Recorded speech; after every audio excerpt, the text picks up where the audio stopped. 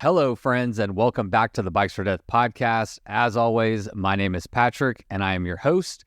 And on today's episode, I am chatting with Alissa Bell, who I first met when she reached out to me back in 2018 at the very beginning of Bikes for Death to offer her help with back-end support for the Bikes for Death website. And she has been helping me in the background ever since. And it has been through those interactions that I've got to learn more about Alissa and her story. So a little about Alissa. In 2018, she quit her job as a software product manager to travel the world by foot and by bike. To date, she has traveled all over the world, and she has traveled over 20,000 miles by bike, most of which she's done solo. Today, you will still find her adventuring by bike while also inspiring others and helping others to access their own adventurous dreams through a couple of online projects that she manages and curates all by herself. And those are exploringwild.com and bikesleepbike.com, both of which we cover in today's episode. I've always been really inspired by Alissa's bravery and boldness to follow her heart, follow her dreams, and seek out an adventurous life, give up her career, and make some sacrifices in her home life to pursue the life that feels more meaningful to her. I think that's something that we can all identify with, and I think it's something a lot of us dream about doing, but not many of us take that step. And Alissa did, and she's got a lot of amazing stories to share, a lot of amazing experiences, and through her web projects, she's really taking the experience that she has gained and making it more accessible to everybody else so that they can find their own passion and adventure in life, which I think is amazing. So that is what we're going to be talking about on today's episode. But first, let's take a moment to thank the people that made it possible, starting with our latest patrons. We don't have any new patrons today, but we would like to thank Jeffrey Meredith for increasing his pledge to the podcast. So thank you very much, Jeffrey. And if you would like to support this work, a great way to do that is to head over to patreon.com/bikesfordeath and learn more about how you can directly help support this podcast. Another great way to support this work is through our affiliate link program. You can go to bikesfordeath.com. There's an affiliate link at the very top, and there you will find a list of all of the Bikes for Death affiliates. And every time you use one of those links when you go shopping, Bikes for Death gets a little kickback, and we thank you. And today's episode is also brought to us by Old Man Mountain. All right, everybody. Today and back on the podcast, we have Eric from Old Man Mountain. And Eric, today, actually on today's podcast, I'm going to be talking to Alissa Bell. And one of the conversations that we have is surrounding panniers for bikepacking, which is something that we're seeing. It's becoming more common. Old Man Mountain obviously makes panniers specifically for bikepacking. So I thought it'd be great to have you come on and weigh in on this. First off, what makes a pannier specific to bikepacking versus bike touring? Yeah, thanks for having me on to talk about it, Patrick. So obviously people think of panniers as world touring, commuting, stuff like that. And there's some really good reasons for that, is that traditionally panniers are held on with either a plastic nylon clip or maybe a metal clip at the top and a bungee at the bottom. Things that work totally fine if you're on pretty smooth conditions or just riding around the city, but if anybody's ever tried it with that style, they shake off pretty quickly when you hit rough roads, single track trails, something like that. You're definitely not wanting to jump over any logs or drops or something. I remember a time a couple years ago where I was on a route with that style of panniers while we were in development with ours and didn't have samples yet, and just kept losing my front left pannier for some reason. And Tori, our customer service guy, now sales guy behind me, was just constantly yelling out, "You lost it again! You lost it again!" So, there's some major faults to a classic pannier. And so we came at it going, we're making ours 100% off-road focus and trying to find a niche where nobody had really filled it. And for us, that was 100% welded, so it's completely waterproof. Conditions that you run into aren't going to matter to your stuff. You're going to keep it dry, protected. And we wanted that to be welded, as it's just even more reliable and long-lasting in rugged conditions compared to something that's seam-taped. The seam tape generally wears out a little faster over time. But the biggest one is the connection to the rack. And so for ours, rather than use clips, we actually use a cammed Velcro strap. So it goes through a bracket over the bar, and then loops back down. So the pulling force required to undo that Velcro is twice what it would be if it was just a Velcro over the bar, like a lot of designs. And the big one on the bottom is, rather than just have, small strap holding the back of the pannier, our strap goes from the back, loops through the rack frame, and then goes around to the front and clips on the front. And so what that does is it's actually under compression while it's holding the bottom of the pannier to the rack. So as you're hitting bumps and things, it's impossible for it to Dumbo ear flap around at the bottom like we see sometimes. And then additionally, while even some designs would hold the bottom of the bag against the rack, they wouldn't be holding your stuff against the rack. And so this does both, that it's compression and attachment at the same time. That's a design we're really stoked on. Has been great for us. Yeah, perfect. The other question I have is, why panniers? Why are we seeing an emergence of panniers for bikepacking? Why are they maybe better, or what would be a better use case for panniers over traditional bikepacking bags? Yeah, I mean, panniers are they're super easy to pack. So, and they're not as finicky. If you're trying to sort around and find stuff in them, you don't have to take every single thing out of the bag. And then it also comes down to trip length and kind of independence out on the trail. Like, if you're going out and trying to be fully self-supported, like you're not hitting resupplies, you're out in wilderness, you're going to be carrying a lot more food on you at a time. You're going to need that space. And panniers give you that option, versus if you really size up bikepacking bags, like saddlebags, for example, they just don't work as well when they get that big. Pannier is built to a rack frame. It's just rock solid on there. But then you can just cinch up the compression straps and take it super slim and narrow when you don't have stuff. So they're really adaptable in that way, that when you need the extra capacity after a resupply, you can have it and then just completely cinch down. But like I said, you're not having to take out every single thing in your bag when you need something, like you are with a lot of other bikepacking bags. Awesome, man. Well, thank you for coming on and telling us a little bit more about the panniers that y'all offer. Like I said, we're going to be discussing it a little bit more in depth on today's episode. So we'll hear from Alissa on how she weighs in on this. And for the listener, if you would like to learn more about the panniers from Old Man Mountain, head over to oldmanmountain.com. And if you'd like to take 10% off your order, you can use the coupon code Mountains or Death at checkout. I think that's it. Is that it, Eric? Yeah, you got it. Thanks. All right, perfect. Thanks for coming on. Have a good one. All right, bye-bye. All right, everyone, that is it. The bills have been paid, and now it is time to get to my chat with Alissa Bell. But first, let's have Miles Arbor kick it off with the Bikes for Death theme song. You load up your bike, you ride away from home. You could be with your friends, or you could be alone. You ride for a day, or maybe more. You just love being in the great outdoors. Everything you need is strapped to your bars, including that new pillow you got from Santa Claus. And then you think, oh shit, to yourself. You left that super lightweight tent on the living room shelf. Bikes or death. Bikes or death. Podcast. Alissa Bell, welcome to the podcast. After many years of chatting about doing this, we're finally here. So welcome. Yeah. Thank you.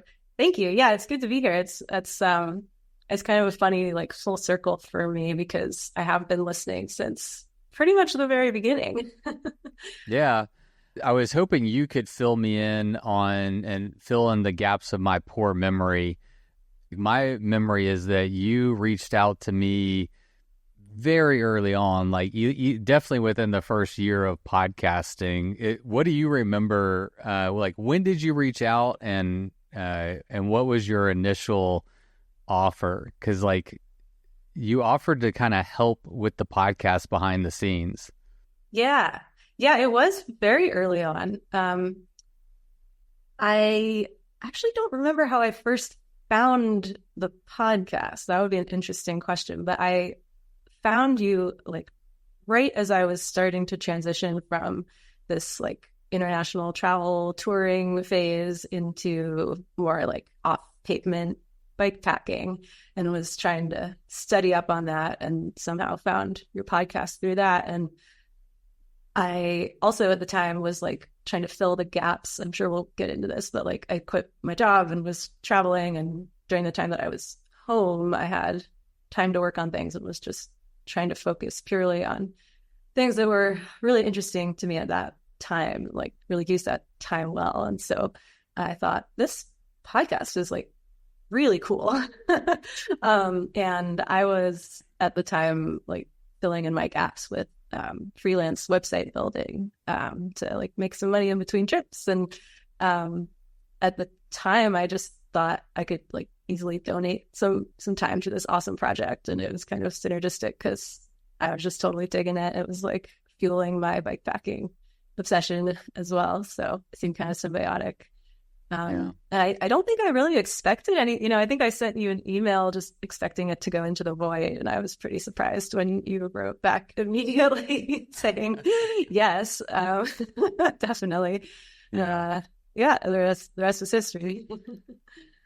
Yeah, a lot of emails do go into a void, and I would like to sincerely, and for probably the 100th, but not the last time, apologize to all those emails that I don't respond to, because they are numerous. But your email, you were offering to help with something that is way outside of my just technical ability and comfort zone, my experience, which is kind of more on the technical website, the back end stuff. And I don't even know what the proper terms are. That's how ignorant I am. But I just wanted to take this chance to publicly thank you, because for anybody who doesn't know, and probably nobody knows, you're on the website, but you built the back end of bikesfordeath.com, and over the last like 4 or 5 years, you've helped me like maintain it. There's so many things about running a website that if no one's ever run one before, and myself included, you just don't realize our problems. There's so many like errors that come up, and one day your website's down, you have no idea why, and it turns out like a plugin wasn't refreshed, or I don't know. There's like all kinds of things that like creep up, and if you're running a website and you don't know the technical, like have the technical ability to do anything about it, it's been like, it's just been, you've been amazing. You've been really helpful, and every time I like need help, whether it's building a website or maintaining it, you've always been there to like help me out. And I really appreciate that. It's like a lot. So I wanted to just publicly thank you and give you a little bit of credit for all the work that you've done behind the scenes over here at Bikes for Death, because a lot of people won't be aware of that. Oh, thank you. You're welcome. It's been really fun to work on. Well, thank you. And through that, kind of, the last 4 or 5 years, whatever it's been, that's how I got to know you and was really keyed in on the amazing scope of trips that you've been on. And I've got somebody knocking on my door right now. Jesus Christ. Telemarketer or house call marketer, whatever those people are called. Oh, you never get those anymore. I don't. Here in Texas, you never get those. That's so strange. Door-to-door salesman. Now that's a job. I would rather have my job than this job. So, all right. I've learned through that experience that you just have an incredible catalog of trips that you've been on all over the world. I think you've clocked in over 20,000 miles, again, from trips from overseas and quote unquote dangerous areas to doing bike pack racing here in the United States and kind of everything in between. And so I've been wanting to have you on the podcast for a long time, and I'm excited that we finally get a chance to do it. And just for fun, I'm going to ask you a fun question first. What is scarier, going on your first international trip or coming on the Bikes or Death podcast? Podcast for sure. Oh no. Well, we'll try to make it easy on you. Why is this scarier, do you think, than going on? Because an international trip, like a solo international trip, that's daunting, you know? Yeah, no, I mean, that's not an entirely truthful answer, but I mean, there is something to the fact that like it's taken me years to finally do this, and that trip, I kind of jumped right into. But yeah, the first trip was for sure scary in its own ways. Yeah. So I was just thinking about this, like, how do you calculate the 20,000 miles? Because that's a lot of miles. Are you calculating like just all the trips, and do you have it in Strava, or did you create an Excel spreadsheet? Like, how are you keeping track of that 20,000 number? That's right. And can I see your notes on it? I want to check your math. I'm just kidding. Oh yeah. So I actually just have a Google sheet, like a spreadsheet.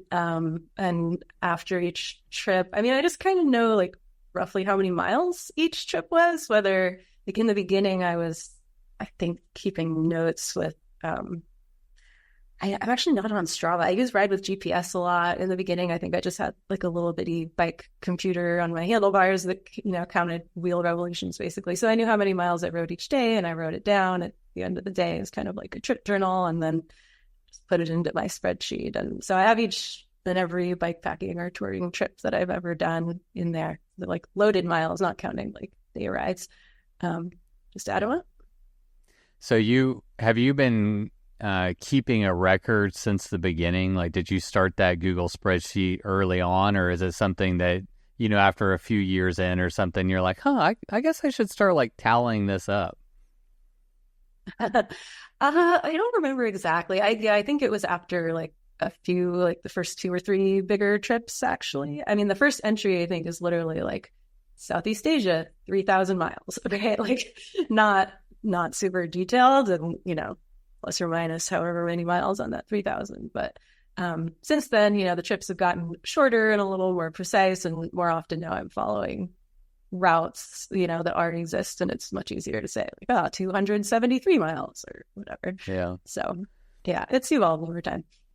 I just think it's cool. I never really thought of it before, but for some reason, whenever I was preparing for this interview, I that thought or idea just popped in my head, because I don't have anywhere close to 20,000. But the real answer is I have no idea how many, bike packing, bike touring trips I've logged, like the mileage. I have no idea. And I wish that I had started counting like a long time ago, but it would be such a pain to go back.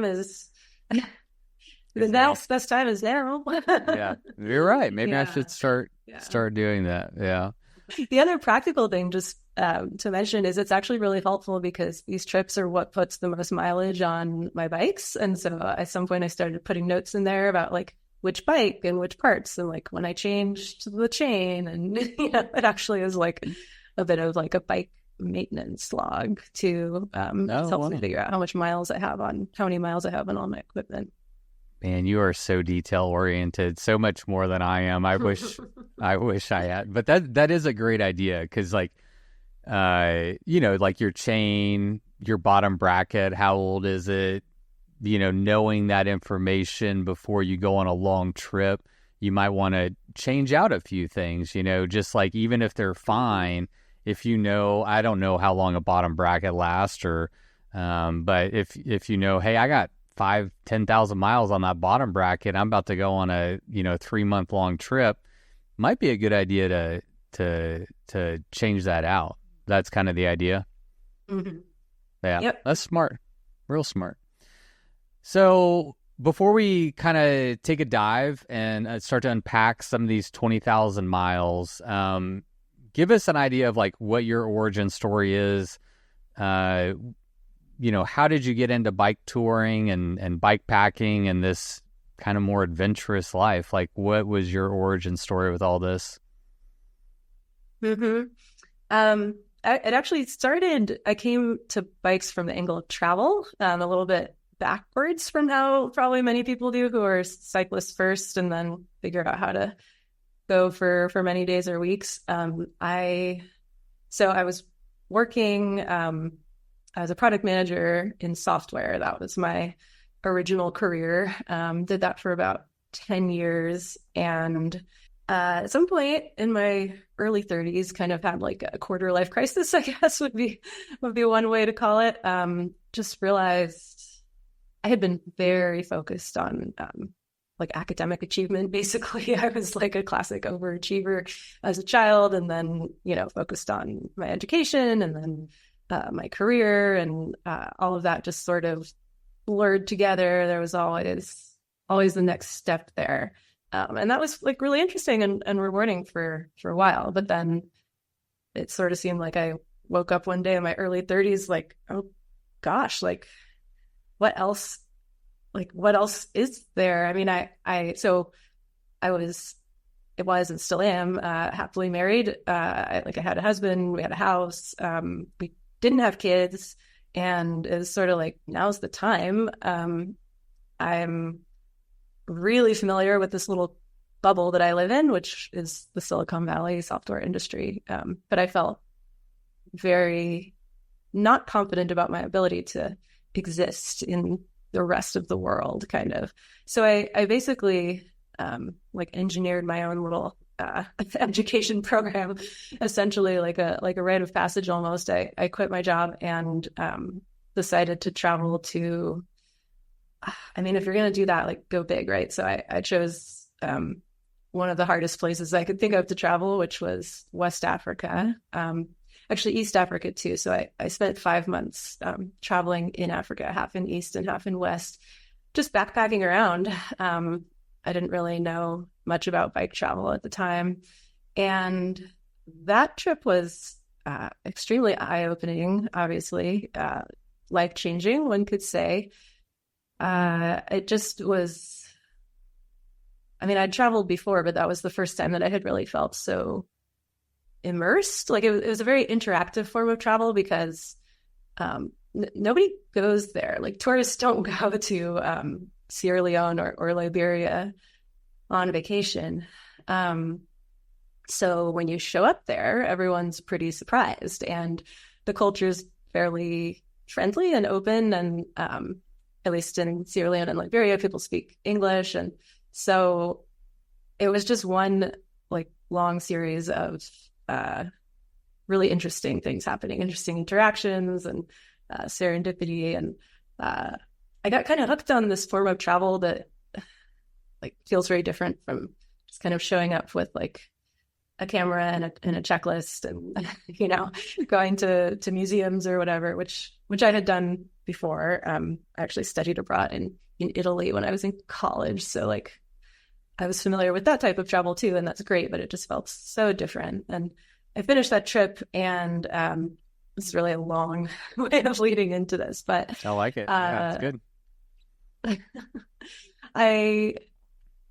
I can't quite remember how. I think I was just sort of into adventure stories, and I was reading adventure books, and some of those books were about people who adventured by bicycle. And at the time, I actually thought that was a little too crazy for someone like me. Like, oh, that sounds too hard. I couldn't do that. But when I finished that trip Let in me Africa, pause you real quick. I'm sorry to interrupt, but like, what was it about the bike travel that seemed scarier than backpacking? Because they seem kind of equal to me. You're exposed. You got to carry your own stuff, and They seem like they have a lot of similarities. So I'm curious, what was it about the bike travel in particular that seemed scary to you? Yeah, it's a little hard to put myself like back in that place, right? Because now it seems seems so much more straightforward. But I think before I had spent all that time backpacking in West Africa, all of it seemed scary. And but at least backpacking is just like, yeah, you don't have to worry about the bike component. The public transportation there is kind of challenging on its own. It's like, it's like the 7-seater cars with like 14 people in them, and everything's pretty informal. And so that turned out to be a bit of a challenge in and of itself. But I wasn't a cyclist at the time. I think I had a bike, but I didn't really ride it very much. And that just seemed like this whole other foreign component. Yeah. Well, that makes sense. Everybody knows how to walk, but not everybody, even if you know how to ride a bike, it's a big gap between, I can ride a bike to I'm going to travel by bike. And so, yeah, I guess that makes sense. If you're not already a cyclist, then it's going to feel more daunting for sure. Mm-hmm. And I think I had the sense, that it was like more dangerous, especially for me as like a solo woman, which was something that, came up in a lot of these decisions, like the vulnerability of it. Now I don't actually feel that way about it anymore, but that was the sense I had at the time. It's like other people could do this by bike, but I probably shouldn't. Yeah. Okay. So sorry to interrupt you. No, that's okay. Where was I going though? You just said that at some point along the way you were like reading about adventuring and traveling, and you learned about, traveling by bike essentially.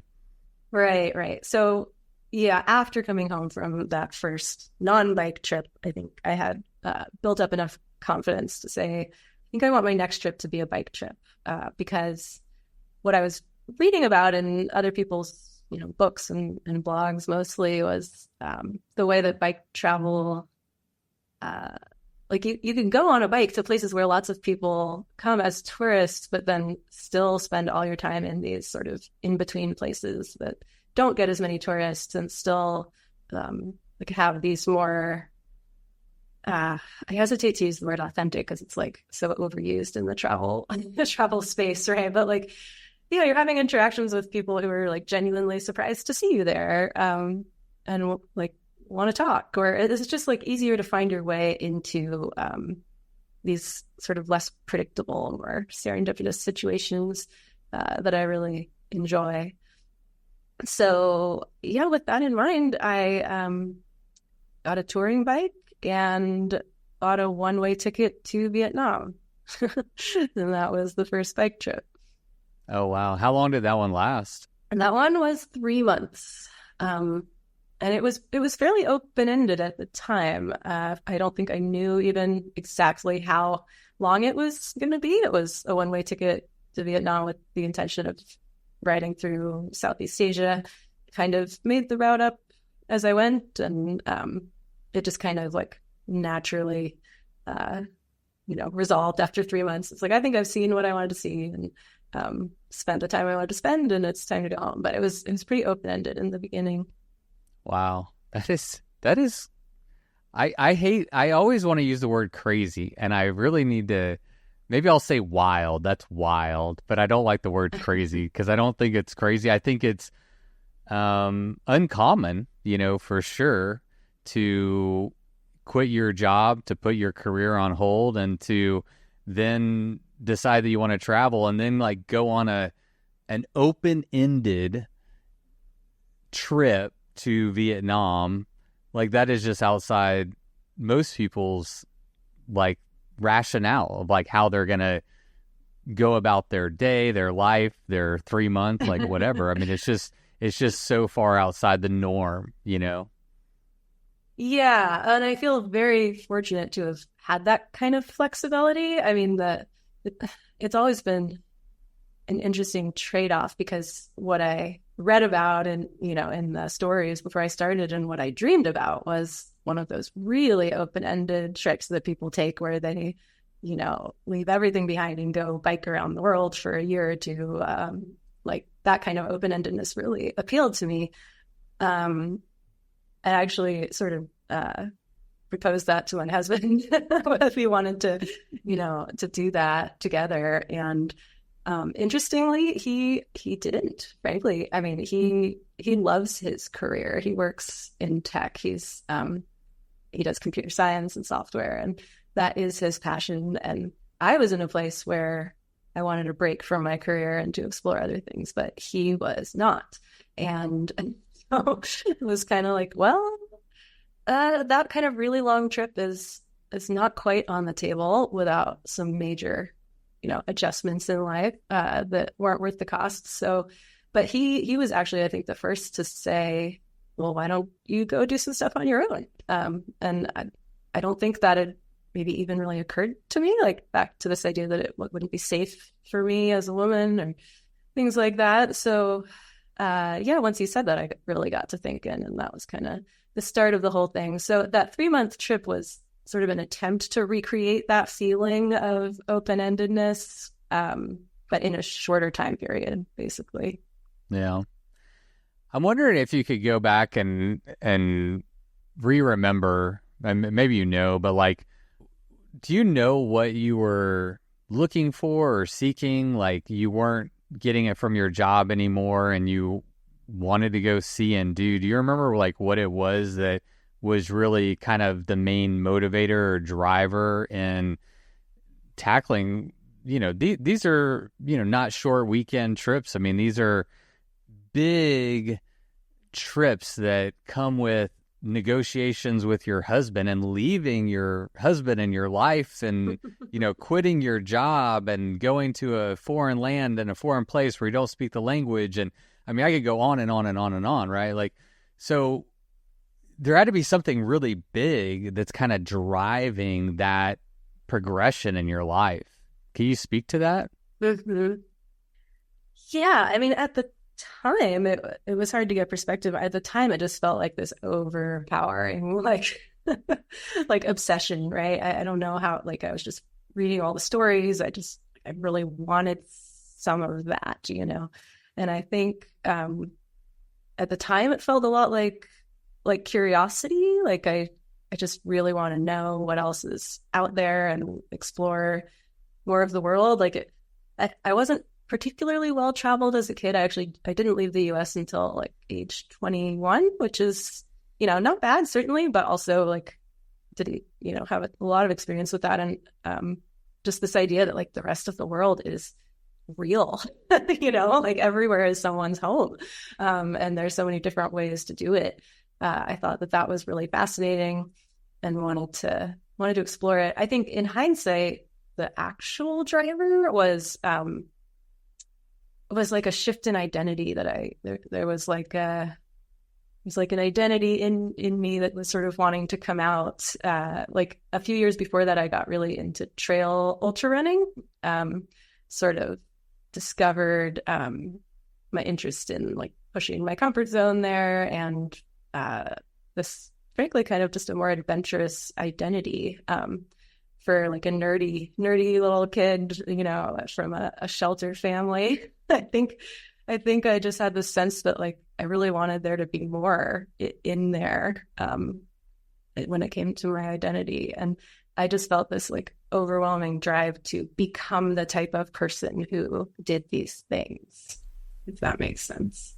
Yeah, absolutely. I think that speaks to a lot of people. I mean, I don't know if it's something we can easily pinpoint, but I think this audience will be very receptive to the idea that, man, we just want to get out there. We want to see it all. We want to do it. We want to find ourselves. Like, we want to learn how capable we are. Like, I mean, there's so many, things that can be attached to one. I don't think it's like one thing, right? It's like a lot of things that probably give us that push to go and find out, and it's just interesting. Like, I think that like what you have done is something that a lot of people dream about doing or think about doing or entertain the idea of, hey, maybe I could put my career on hold and go and do X, Y, or Z, right? Like that, I think that thought process is something we can all identify with, but like not many people do it, and I guess I'm kind of curious, like, what has it been like? Like, are you glad that you made that decision? Has it been worth it?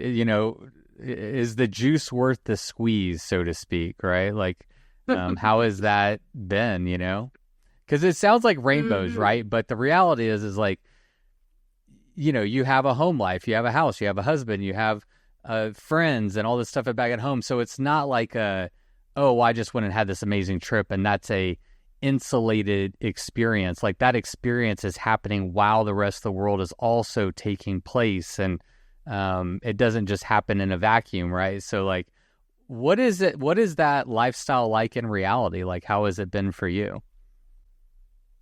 Yes, that is such a good question, with many answers. So, yes, I mean, decisions all have consequences, right? And there's an opportunity cost. Like, every time I go do something, there's something else that I'm not doing, which became very clear to me as I was like living this lifestyle where I'm alternating back and forth. So I'm constantly like realizing what I'm putting on hold to go do the other thing that I want to do. I would say the temporary retirement hasn't worked out exactly how I had planned. So I thought I would go back, right? So this was in 2018. And I was fortunate to just be interested in tech, right? Which is a field that pays pretty well. So I'd just been working for 10 years and, saving up, and I had a buffer that was like enough to allow me to say I could take maybe like a year off and, do some stuff and then come back to this line of work and everything will probably be fine. I will say it has worked out. I mean, first of all, yes, I would do it again. Like, absolutely.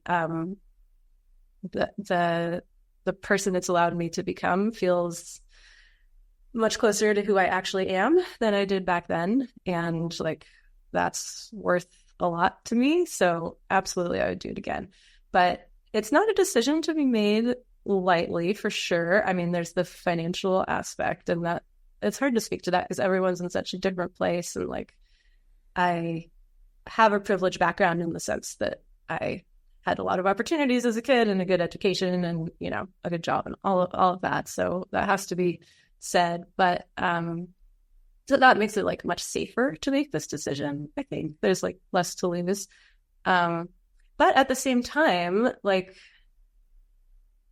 things have evolved in ways that I didn't quite expect. Like, I never did go back to that normal job because in between my trips, I was like putting the pieces together with consulting and freelancing, and then eventually building my own websites and starting my own projects. And once you're used to that kind of autonomy, it gets hard to go back to like a regular office job. So that's something I've been trying to avoid. But also, it's like a pretty tough way to piece together a living. It's pretty unpredictable. There have been ups and downs, and like, actually last year things were really up, and then like actually just over the last 6 months or so, Google's been making a lot of changes with their algorithms, and my projects are like not as successful all of a sudden, pretty much overnight. So I actually don't know how the story ends yet. I don't know if the next move is back to a real job or not. Still figuring it out. Yeah. Well, I don't know how many people in the audience can relate to what you just said, but I can relate to that on a high level as a person who, I mean, I've been doing Bikes for Death for 5 years. I made the switch to do this full time last year, and the amount of stress and anxiety and uncertainty that comes with the freedom of being able to kind of make your own schedule and plan your own day and go on a trip when you want to. I have kids, so I have a limiting factor that doesn't change, but still, I have more freedoms for sure than if I had a 9-to-5 job with a 401k and the health insurance and the retirement fund and all those things, right? So it's a battle that I am facing on a daily, minute by minute basis, and it's just full of stress and anxiety. But on the flip side, the idea of going back and working at a, quote unquote corporate job or 9 to 5 also comes with it a huge amount of stress and anxiety and disappointment and, kind of like sadness for me. Like I would be kind of depressed and not the happiest version of myself. And I think that's a good thing to touch on for people to understand is like these decisions, these lifestyle choices come with pros and cons, and you really just kind of have to pick like which one do you want?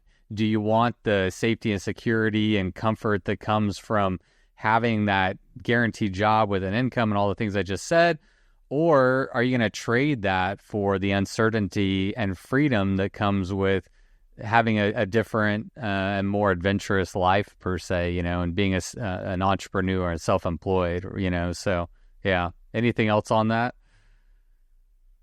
Yeah, no, that's a good way to put it. It's like you're choosing like, which basket you want, but each basket has like some great stuff and some challenges and you can't really separate it out. So yeah, like the first year or two was like bliss, right? I was so excited and felt so confident and capable. But then, eventually like the trade-offs start to set in. You realize you have to work with what you've chosen, and it's still great. Like I still think I would do it again. But yeah, it's not all roses and sunshine or whatever. Yeah, rainbows and sunshine. Well, it's good. Has it here? So, final question on this topic. And I think the answer is obvious, but is it worth it to you? Is the stress and anxiety, uncertainty, and everything of not having that, is it worth the pursuit? Is the juice worth the squeeze, as I said, for you? Yes, I think so. I mean, I can't really imagine like what life would be like if I had just stayed at that job or another similar job. I don't think I would be very happy right now. So yeah, for sure. Yeah. Okay, cool. Let's dig into some of your bike touring. So your first trip was to Africa. You said West or East Africa? Yeah, well, so that one was pre-bike, just to be clear. But right, your first bike trip was Vietnam. I did eventually go back to Africa with my bike, but the first bike tour was Southeast Asia. Okay, so why did you pick that? Like, yeah. What was your thought process, and maybe just in general, like what is your thought process for how do you pick where you're going to go? Like what speaks to you and grabs you and say, okay, now I'm going to invest all this time and money and time away from home and all this stuff. Like this is the place. Like what is your thought process when you're going through that, and why did you land on Southeast Asia? Yeah, well, I learned pretty quickly that it changes after each trip. So I learned to like not be too rigid about having kind of like a checklist, and then just do the next one. Like each time I get home from a trip, I sort of reassess what I'm looking for more of or less of. But the first one, Southeast Asia, I think I chose because it was the right balance of like unfamiliar, but also not too challenging logistically. So Southeast Asia is a pretty popular place for backpackers. There is tourist infrastructure, more or less, at least in all the major towns. It's also really cheap, or at least it was back then. So, like, for example, I didn't camp much, if at all, on that trip, actually. I carried a little tent, but like most nights paid like $6 for a room at a guest house or something like that. So the difficulty level was sort of like just in that sweet spot for me, where it was different enough from home, sort of culturally and in terms of, I don't know, the climate and the terrain, just everything was going to be different enough to be interesting, but manageable enough for a first trip, I thought. How, you mentioned you came into the world or the cycling travel by bike world by way of just traveling and backpacking. What did you do to prepare for, and this was your first one. I mean, that's good. Did you go on like some just overnighters to test it? Like, what did you do to prepare yourself to travel by bike, and how prepared were you like going into this thing? I don't think I went on any overnighters with that bike. I had like a couple years, 2 or 3 years prior, I had done like a couple little overnighters near home where I just like literally just wore like a 40-liter backpack and like strapped a tent to the handlebars and just like rode to a campsite. I honestly didn't even know that that was a thing. Like I thought I made it up. So I don't even call it like bike touring because it was just like a fun experiment. So I had overnighted by bike like once or twice. But for that particular trip, no, I don't think I did any test trips. I bought the bike. I bought some panniers. I did a lot of reading. And then I got on the plane, and that was kind of just the strategy was just get there, and then you're stuck. Wow. And you'll figure everything else out. Wow. Well, I mean, did you have any fears and doubts? Like, did you go into that trip just pretty confident, maybe confidence through ignorance or, unfamiliarity, but like, where were you at with like your own level of like confidence going into that trip? I don't think I was confident. I don't know. It's a weird mix. I think I was pretty scared.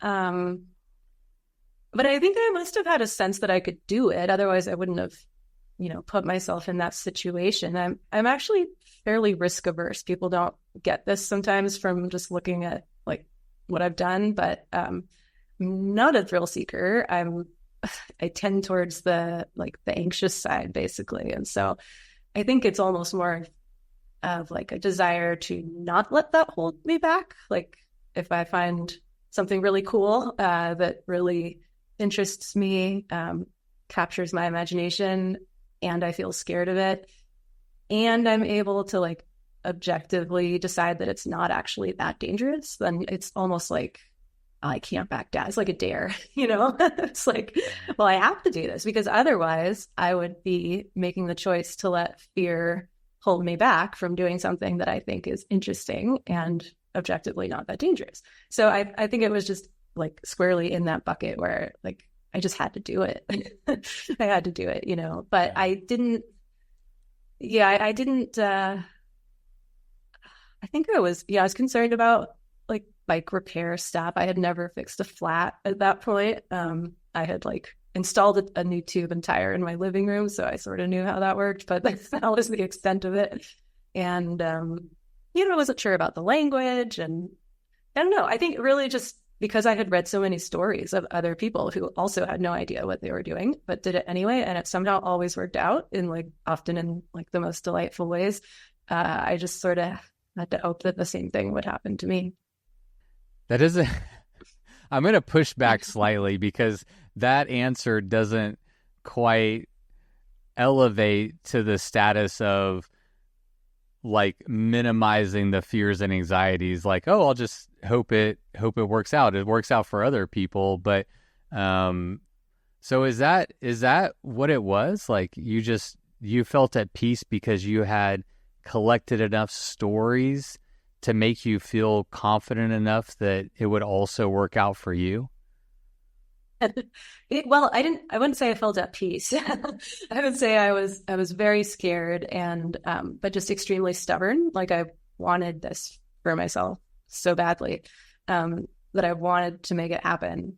And yes, the stories from other people were what allowed me to feel like it wasn't insane or super dangerous. Like what allowed me to feel that I could take the leap and I wouldn't, die basically, like that it was going to be okay. Most likely. Yeah. Most likely. So what are you trying to overcome through that process? Like you talked about not being a victim to your own fear. Like you're like, I want it so badly. When you say I want it so badly, what is the it in that sentence? Is it not being a victim to that fear that we all have? Or is it something else? Or is that part of the story? Yeah, that's definitely part of it, for sure. Like the desire to not let fear hold me back from having an interesting life because I've only got one, right? And I want to use it well. And and do interesting things. And so I've become very stubborn for sure about not letting fear hold me back. But, of course, anyone who's into this knows that that's not all it is, right? There's that feeling of curiosity about new places, wanting to just understand more about the world that we live in, the sense of freedom that comes with that kind of adventure, like I'm just going to go by myself to do this thing, and don't have to coordinate with anyone or negotiate with anyone. Like, this is, my thing, and I get to see where it leads. That part was exciting. And I think, just a sense of like capability in the world. I don't know if this resonates with everyone, but I feel like maybe partly as a woman, or maybe just kind of the childhood that I had, comfortable and a bit sheltered. I just like wanted to have a sense that I could function in the world in a broader sense, like outside of the bubble that I was used to. Yeah. I mean, that speaks to me. I was way more sheltered. I didn't go on my first international trip until I think it was 40, maybe 39. I mean, it's been within the last... Oh, wait, no. I'm 44. Fuck. I'm way older than I thought. God damn it. That's so funny. Hate it when that happens. I'm at that age where you really want to be like, no, I'm definitely still 40. Yeah, no, it would have been like 42 or 43 when Natalie and I went on. She was the person who introduced me to international travel. And I grew up extremely sheltered, mostly from like a religious standpoint. It's like everything was just so centralized on religion that there wasn't room for exploring this beautiful world that we live in. Like that doesn't matter. What matters is heaven and what comes after this world. And that's where the emphasis and priority was put in, in my growing up. And so like, I went from that to wanting to see the United States. Like I was just like, oh, I want to get out and explore, United States. I'm like, wow, it's huge. And that was my big, transition, was just going from a very sheltered, like religious life to, oh, there's this big United States that I can explore. And then Natalie opened my eyes to international travel. And that's really, broadened my own desire, I think is the word, and like my own goals for myself. And like, I want to be a part of this world and like understand this world in a real way, like in a real and meaningful way. Like, I don't want to just read an article about, a place. I want to listen to you talk about it. And then I want to go like find out for myself. And I don't know exactly I think there's just so much growth that happens there inside yourself, and then also like a growth of like your perspective and understanding of the world that we live in, and those things just have so much value to me in my life, So I don't know if that resonates with you, but yeah, absolutely. I kind of this is getting a bit broad maybe, but I feel like a lot of the problems going on in the world could be eased if more people had the experience of like coming face to face with a lot of people from different cultures. That's a really broad statement. But like every time I go to one of these other unfamiliar countries and spend some time there on my bike, like I get confused. People act in ways that seem odd or that I don't understand, or I have to adjust, and like that process of coming face to face with a different culture and then sort of gradually figuring out, oh, like there are other ways to do this thing that I've always done a certain way, or there are other ways to, other perspectives on like some of the most core parts of culture. It just like broadens my sense of what it means to be a human, right? Like there isn't just one right way to think about things or see things. And yeah, I feel like that's just a really valuable skill that it would be nice if more people had the opportunity to realize. Or took the opportunity, I could not agree more. I think that traveling internationally in particular, and even traveling to another state. I mean, we get so caught in our little like bubbles of like, oh, well, I'm not going to name a state, but I'll say Texans, because Texan, I am a Texan, but like people like just have lots of opinions about Texas, for example, and what Texans are like, and I've been really edified through hosting my own events through the the Texas Showdown series, and introducing people from all over the world, international travelers, other people from the United States coming to Texas. And I have heard limitless times that it was such a great experience. It was so far different than what they expected, and it was wonderful. And every single person that has had that experience now has a broader and more intimate understanding of Texas. It doesn't represent everyone, but it's a little bit closer to being able to have your own experiences that can inform your understanding of the world.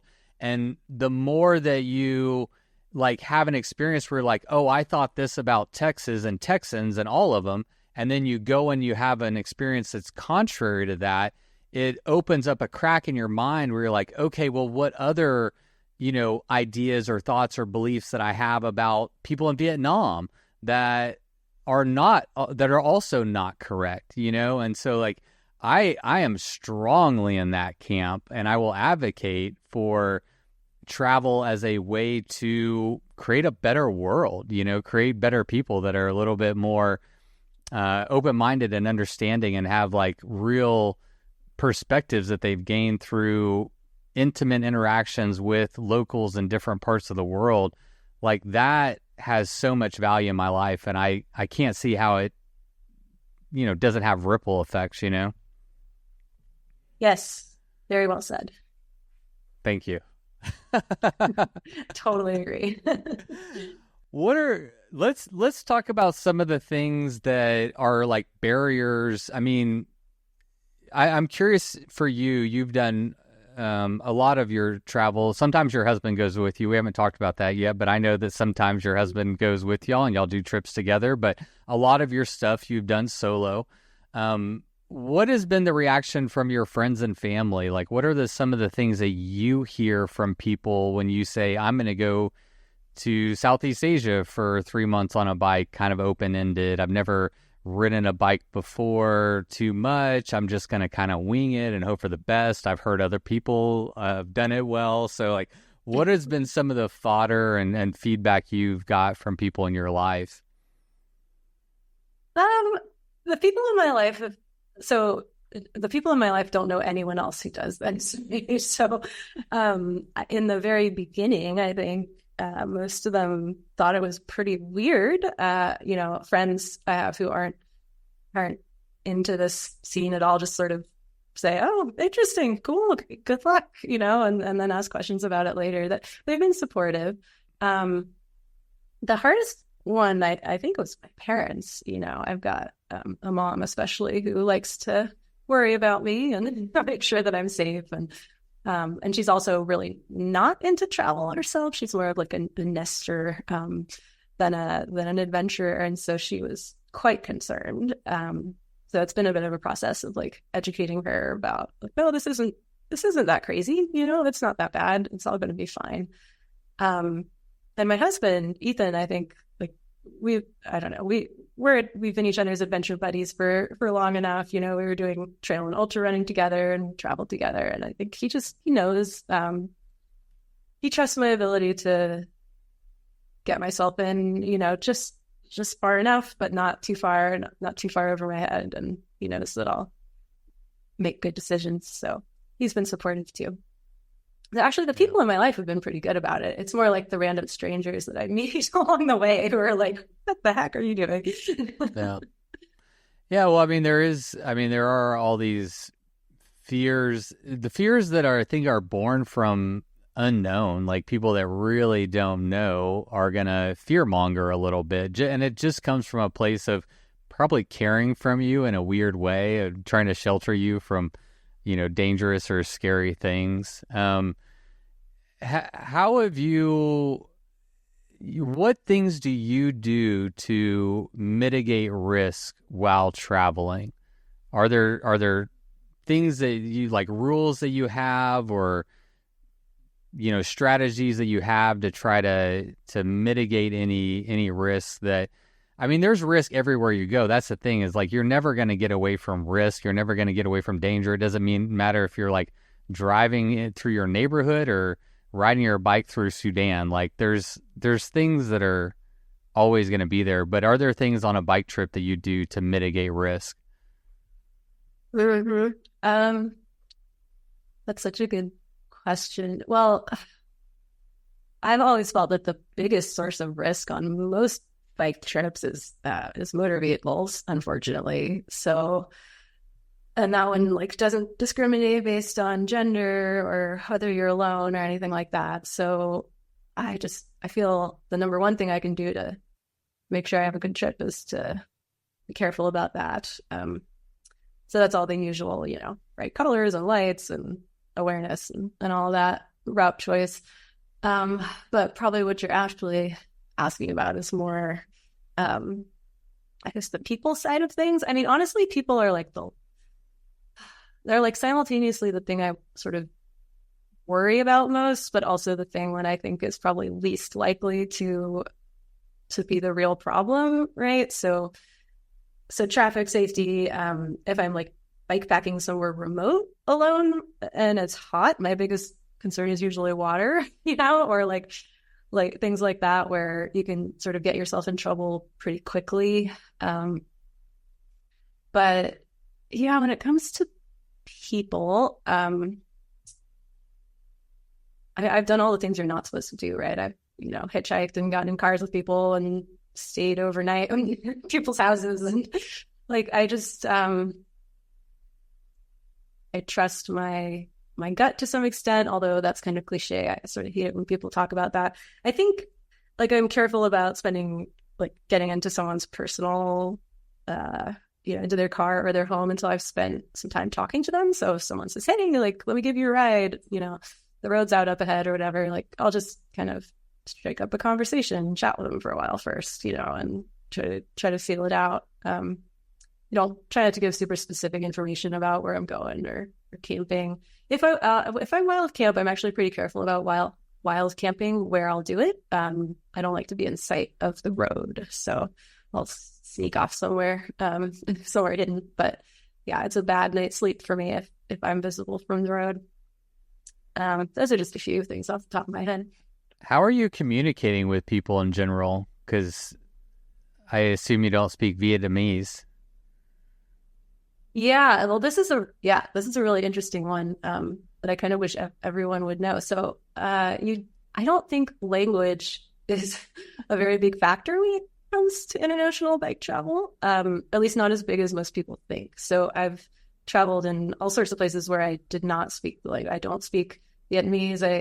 I was in Laos and Cambodia, and I don't speak Arabic in Sudan. I don't speak French, and I speak a little teeny bit of French, but anyway, tons of places where the only way that I can actually speak with people is if someone local happens to speak some good English, right? And I'll make an effort to like learn some words because that's always fun and like local people appreciate it, but I don't count on being able to communicate for my basic needs.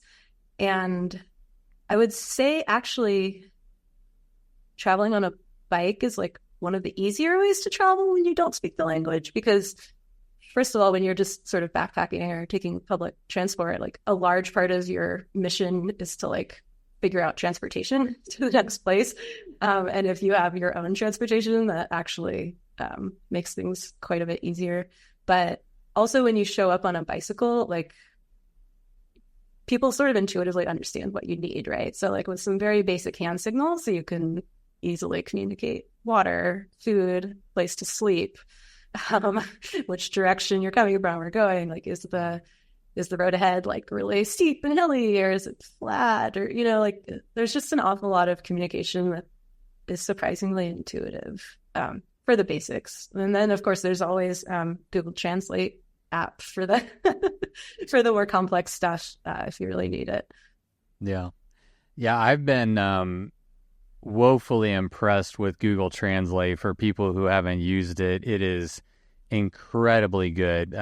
You can take a picture of a menu, or, you just kind of scan a menu and it'll convert the entire menu into English, or any language that you want. And so then they come and you just point to it. You can talk into it, and it'll translate back, into whatever language, or you can record what somebody else is saying and it'll translate it. Like, it is such a robust and very good app, that I think, if anyone spent some time with it prior to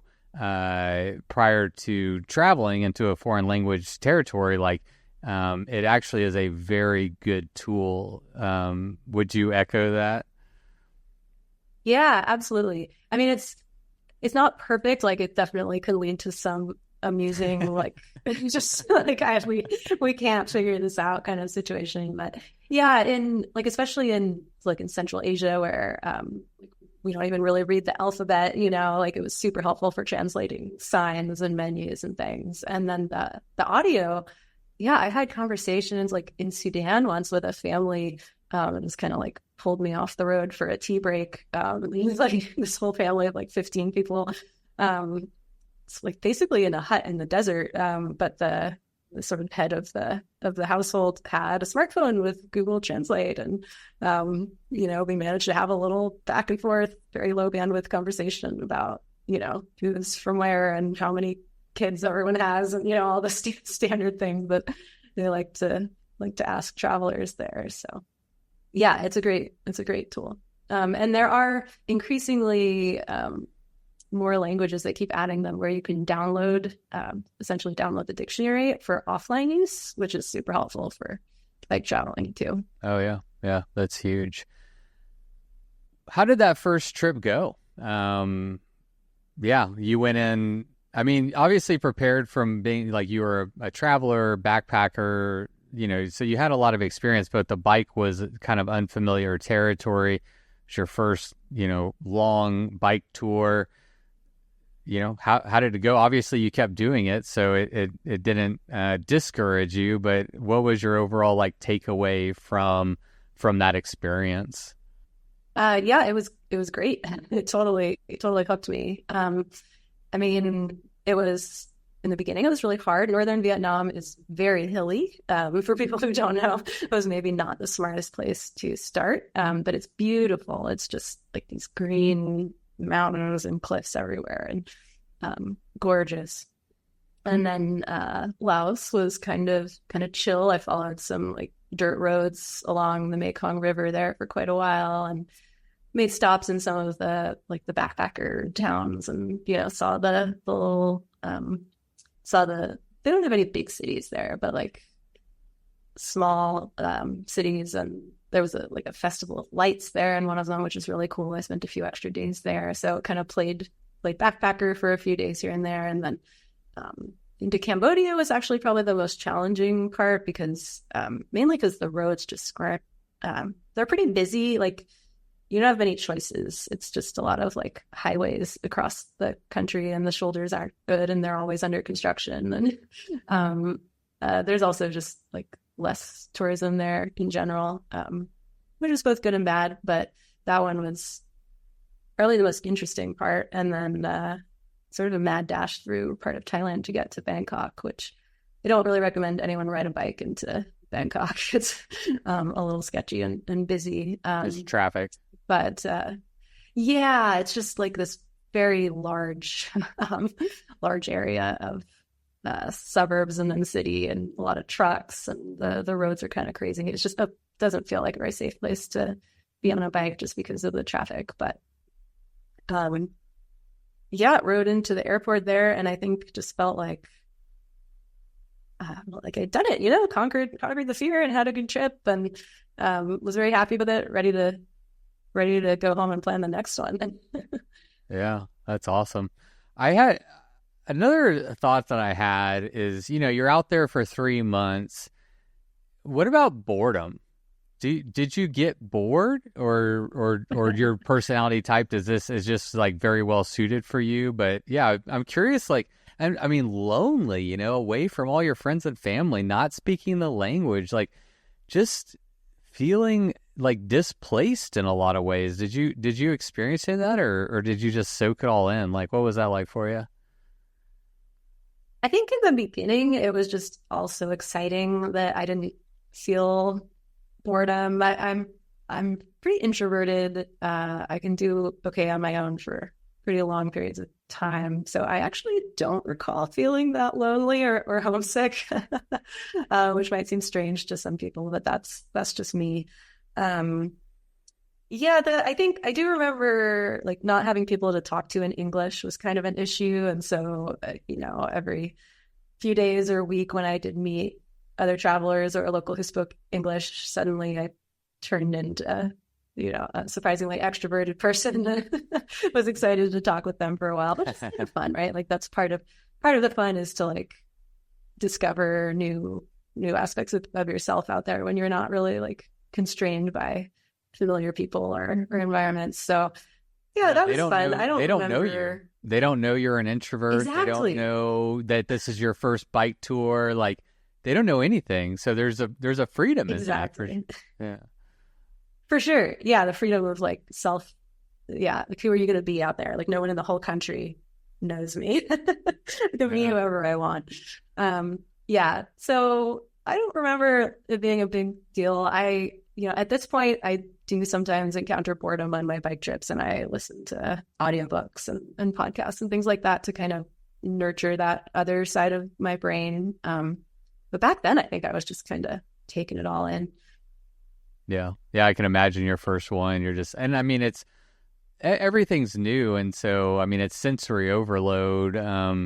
Our brains are pattern recognition machines, right? And so in your home environment, it's already processed all these patterns, the food, the language, the money system, like all of it, right? Like our brain has a pattern for that. But when you go somewhere new, everything is different. And so your brain is probably just, shooting off flares with excitement. So it makes a lot of sense. Mm-hmm. All right. So let's skip ahead a little bit. That trip went well. It lit a fire. And since then, you've been on an absolute tear. Can you surmise maybe all or like the biggest trips you've gone on since then, just to kind of stack your resume, so to capture that?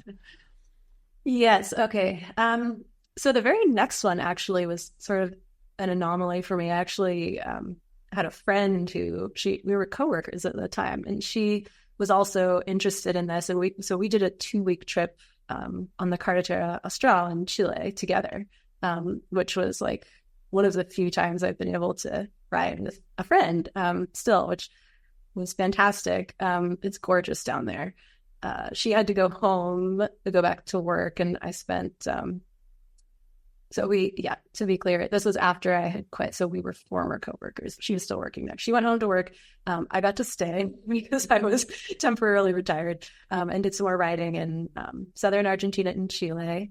So that was number 2. And then while I was down there, I think while I was like riding solo through, the windy southern Patagonian plains and just like feeling kind of excited about the freedom of it all, I heard about this race across the U.S. So most people may be familiar with the Trans Am bike race, but they actually that year for the first time released a sister route. It's called Bike Nonstop US, which is like less well known, but I think you've had some people on here before who've talked about it. It was supposed to be a lower traffic route across the country, and this really caught my attention because I was getting into bike travel.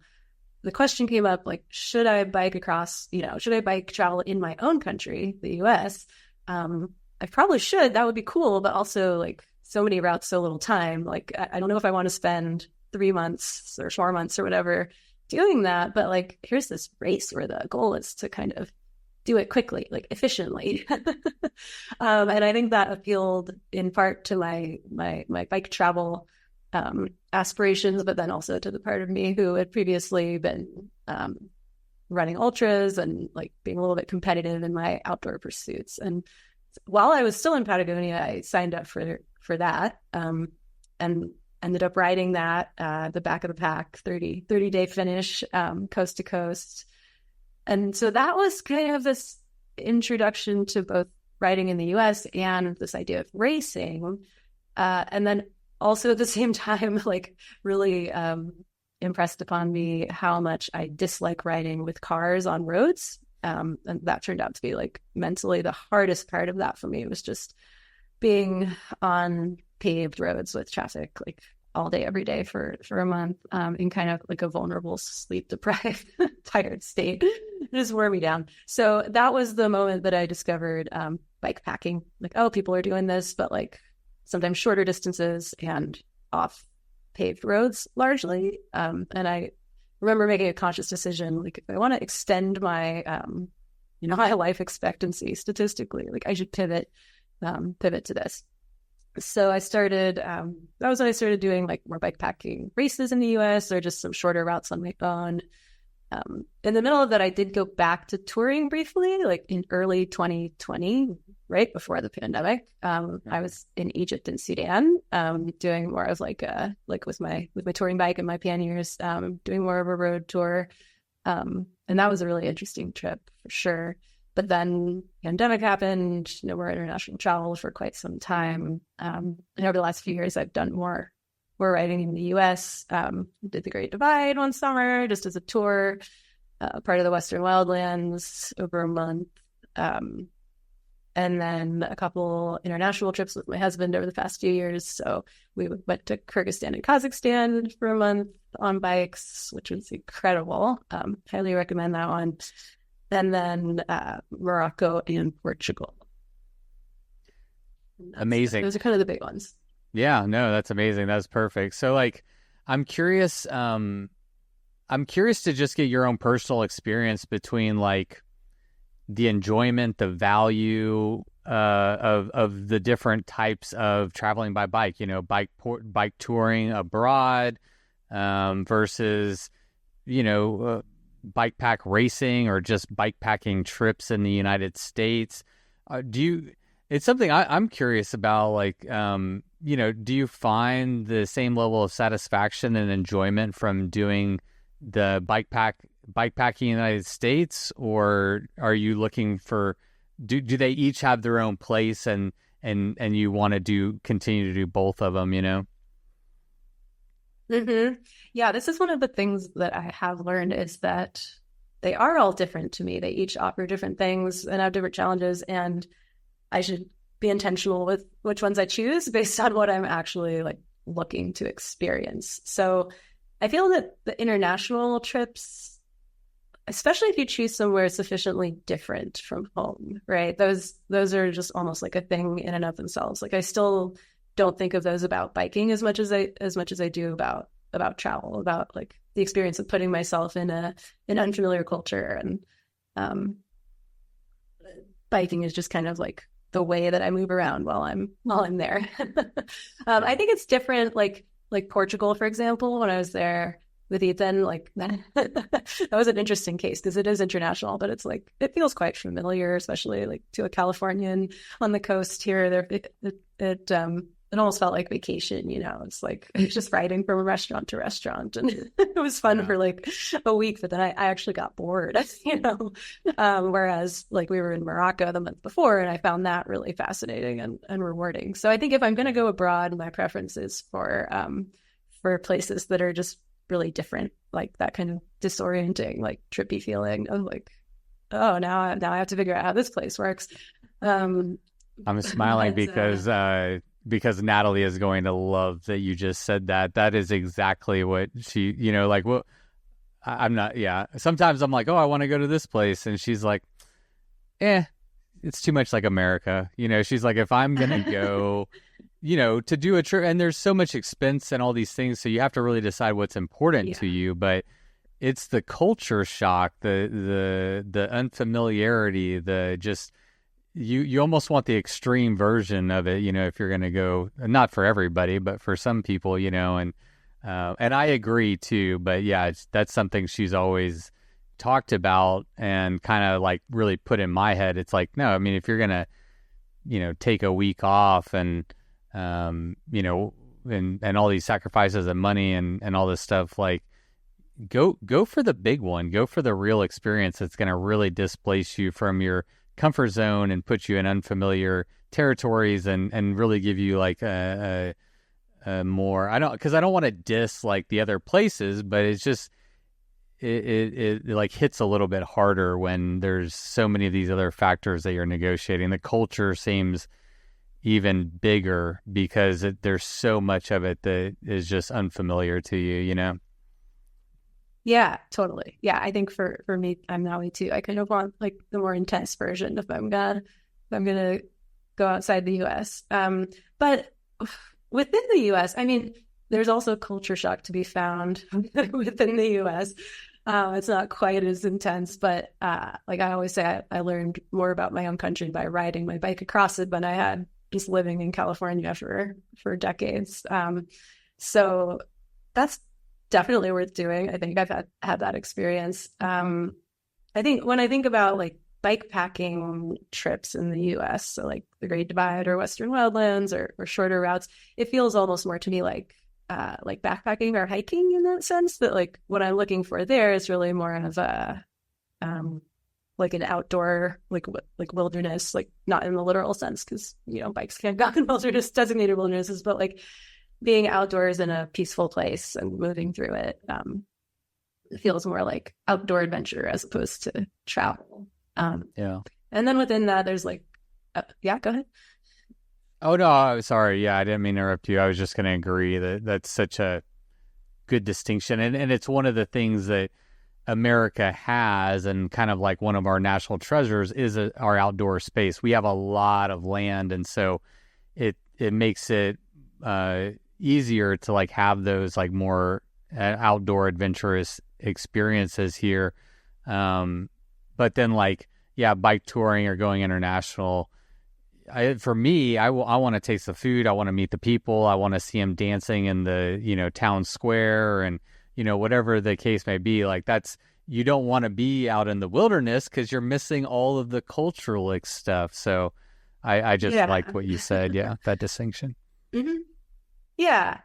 And then I was just going to subdivide further, like as far as the US riding, the racing versus touring, because I have gotten a little bit into racing slowly. But that becomes more of like an endurance effort, like a mental challenge, limit pushing type of exercise, as opposed to like sometimes when I just go bike packing, normally it's like a relaxing little getaway for me these days. I mean, I know it's not always like, it wouldn't have been that way in the beginning when I didn't have as much experience, but it's like fairly straightforward at this point to just like go out to the woods for a few days and bike pack. And I actually consider that like a relaxing vacation. So, picking the intention and the goals for each trip, I think is important. Yeah. Yeah. Well, I'm going to skip ahead to, we have so much stuff to talk about. I told you I over-prepared for this episode, so I always do. And that's why my podcast can sometimes run long. How are you doing for time? I'm fine on time, except I might ask for a bathroom break. Me too. I might ask for a bathroom break too. I was thinking the same thing. Okay. Do you want to pause now and take one real quick? Sure. All right. I'll meet you back here. Okay. Okay. I was so perplexed for a little while. Your bike behind you is set up on a trainer, and I saw it like if you look at it from, I don't know if you can see my perspective, but like it looks like it's a tiny wheel in the back, and I'm like, what is that tiny wheel? And then I realized it's like the Wahoo kicker thing. Oh yeah, that's the original. That's the touring bike that came to Southeast Asia and North Africa and all of that. She's kind of sad on the trainer now, but I don't ride that bike as much other places anymore, so it works out. Yeah, I'm gonna guess surly long haul trucker. That's right. Oh, You got it. it's the go-to for all first-time international travel. I mean, it's a tried and true. It's a great. I've never owned one, but from all accounts, it's a great bike. Yeah, All it's a right. great bike. Super reliable. Yeah. Yeah. Right. Yeah. So, I mean, I normally on the podcast, I want to dig into all these trips in very great detail, but for today's episode, you're a unique guest because you have taken, the experience from, years and miles and all these different places that we were talking about, and you've started to compile it into helpful information for other people by way of a website that you own and manage called exploringwild.com. You also have another project called bikesleepbike.com.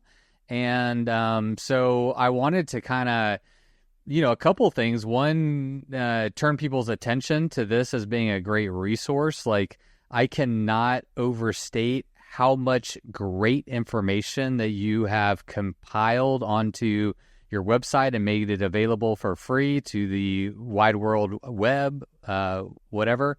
And so, I mean, one, just as a way to kind of highlight this as a resource, and then also to just pick your brain and kind of talk about a variety of topics in the bike packing and bike touring space. I mean, there's no way we have time to, tackle all of them. But yeah, I wanted to dive into a few. So I think just as a starting point, why don't you introduce what Exploring Wild is? Why did you start it? What your goals are for it? I mean, just kind of give us a introduction to what Exploring Wild is. Yeah. So I describe it as like a travel blog that got out of hand, basically. Like I love that. I actually started it like with no intention of it going anywhere near where it is today. I started it after coming back from that first trip in East and West Africa, before bikes even entered my life, because, well, two reasons. One, like, just no one travels to West Africa, and I felt like I had some on the ground knowledge there that would benefit other travelers, and I just wanted to put it out there so that other people could benefit from it. And I wanted to just like share. It's a very sort of poorly understood part of the world, especially for us Americans. There's a lot of negative stereotypes about some of these places, and they have had some really rough histories with like civil war and political unrest and stuff. But when I went to there, Liberia, Sierra Leone, et cetera, I had really good experiences with the people there. They were very kind to me, and the culture was really welcoming and interesting. So I wanted to sort of share that positive side of things. And building websites was something that I had an interest in. Thought it would be just like a fun little project, put something out there. And when I went on my first bike tour, I continued it because basically we talked about this before, like a lot of my what little confidence I had in the beginning that I could do this came from reading other people's blogs, especially women, because I had the sense that like, oh, maybe guys can do this. But for me, unfortunately, it's just not a good idea, right? And only when I found other women's blogs and trip reports did I start to change that idea. And I'm so thankful that I came across those, because they really, laid the groundwork for everything. So I thought it would be neat to kind of like pay that forward and add my voice to that. And then back then things were a little different with the online landscape. You could kind of just like write things and people, you could get traffic to it, and people started showing up to the bike content, and I started writing more about my gear and how I was packing things. And sort of when I got into bike packing, I started writing about how I was doing that with sort of my old touring bike and saving money on gear and how to bike pack on a budget. And like people started showing up for all this. So anyway, it's evolved to the point where today Exploring Wild is an informational website about primarily bikepacking is the strongest right now. There's also quite a bit of backpacking and long distance hiking stuff on there. And then even the old travel stuff is still buried in there as well. So I try to make it an informational resource where I can take what I've learned on all these trips and come home and sort of process it and digest it and put it back out there in what is hopefully like a helpful format to people who are planning their own trips, or maybe in that stage that I was, where they're still trying to work up the courage to go, and they need someone to say, hey, you can do it. It's okay. It's not that hard. You don't have to be confident. Like, here's some tips. You don't need confidence. You just need to read exploringwild.com. You can borrow my confidence the same way that you borrowed other people's confidence. Exactly. And I try to, I think at some point I started getting feedback from readers that this was actually helping them. Like, they were nervous about something and they saw my site and it helps them feel confident, or it helped them choose their gear. And that's been motivation enough to keep it going. I think I try to, it's like a little bit of a different vibe from some of the bikepacking stuff that's out there. I mean, which I love. Like, I read all sorts of bikepacking media and it's all great. But I think having like a woman's perspective is a little bit different, and just this perspective of sort of, you don't need I do have a fair amount of like nice gear at this point, but in the beginning I was like, you don't need all this fancy stuff and you can do it anyway. And it's okay if you don't feel totally confident. Like, I just try not to take it too seriously, I think. And that seems to resonate with a lot of people. Yeah. I do think that's one thing I wanted to touch on. I do think that your approach to, tips, gear reviews, trip reports, you give a very honest assessment of whatever you're talking about. And I know this about you and your website, and I think that this is an important caveat, is that, nothing on your site is paid. You're not in anybody's pocket, so to speak. Like, you don't have any affiliation or obligation to any company or anything, which really gives you a lot of, the independence to give that truthful take on whatever it is, And so I think that that's a really refreshing and valuable, part of what you're doing. That's been one of my takeaways. Thank you. Yeah, I've worked hard to keep it that way. I sort of learned early on in the world of internet publishing that there will be people who reach out and, offer to pay you to to put things on your website. And it just that kind of thing just never felt right to me. So yeah, I do at this point, I will like test sample gear if it's something that I feel like is like could really have a place in my setup and could really be interesting to readers. But it's always like very much in no strings attached. Like, I could say anything I want about it, or nothing at all, like type of situation. So yeah, I've worked really hard to try to keep it really independent and unbiased. Yeah. And not only that, but the information, like, you are just a very detailed and thorough person. I think it's probably like yes. in your wheelhouse as a skill set that you have. And that translates into just a very well thought out and, just easy to read, easy to ingest information on whatever the topic is you're covering. So I really do think that your website carries with it a lot of value. I definitely want to point people to it. And before we get into all my questions, I have one that's just a professional curiosity question, but I am genuinely like surprised with and shocked with like how much information, how many articles, how many categories, from travel to backpacking to bikes, and then all the subcategories. Like, there's just so much. Like, people when they go to your website, they'll be like, holy shit, there's a lot of information here. My question is like, how much are you working on this, like, on a daily basis? Is this kind of like your job? Is this what you're doing every day? Is like, okay, today I'm going to work on an article. Like, how much are you working on this website?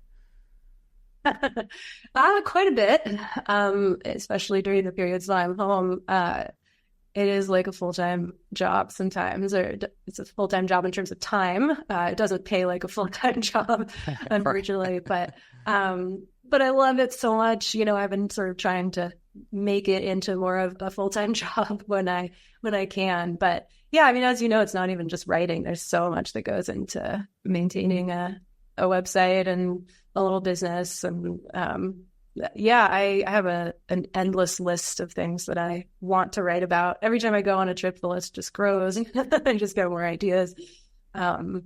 It can be an endless black hole of time if I let it, for sure. But it's fun. I like working on it almost all the time, so it's all right.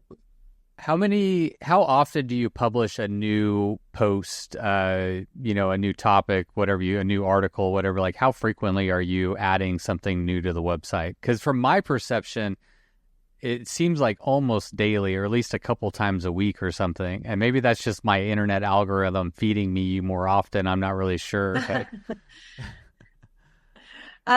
yeah, once a week is sort of my goal. I would love to publish like both a bikepacking and a backpacking article each week. In practice, I tend to neglect the backpacking and focus more on the bikepacking because that's just been like a greater piece of the pie for me lately. Yeah, once a week. I'll tend to batch it up, right? So if I can, I'll write, a few of them and then schedule them out for the times when I'm not available or when I'm actually out bikepacking and can't write about it. But it just depends. It's ebbed and flowed over the years. Yeah. No, it's really amazing. I'm very impressed and kind of awestruck by your diligence, and your attrition to just keep it up. And it really has become something very, very impressive and helpful tool. So let's dig into some topics. I just picked a handful of topics that I think could be interesting, stuff we've covered before, stuff we haven't, and wanted to just dive into a few different topics. So let's get to it. So a couple things that we hear, right? Like phrases that are common that you hear all the time is the right bike is the bike you already own, and you don't need all the fancy gear, just go.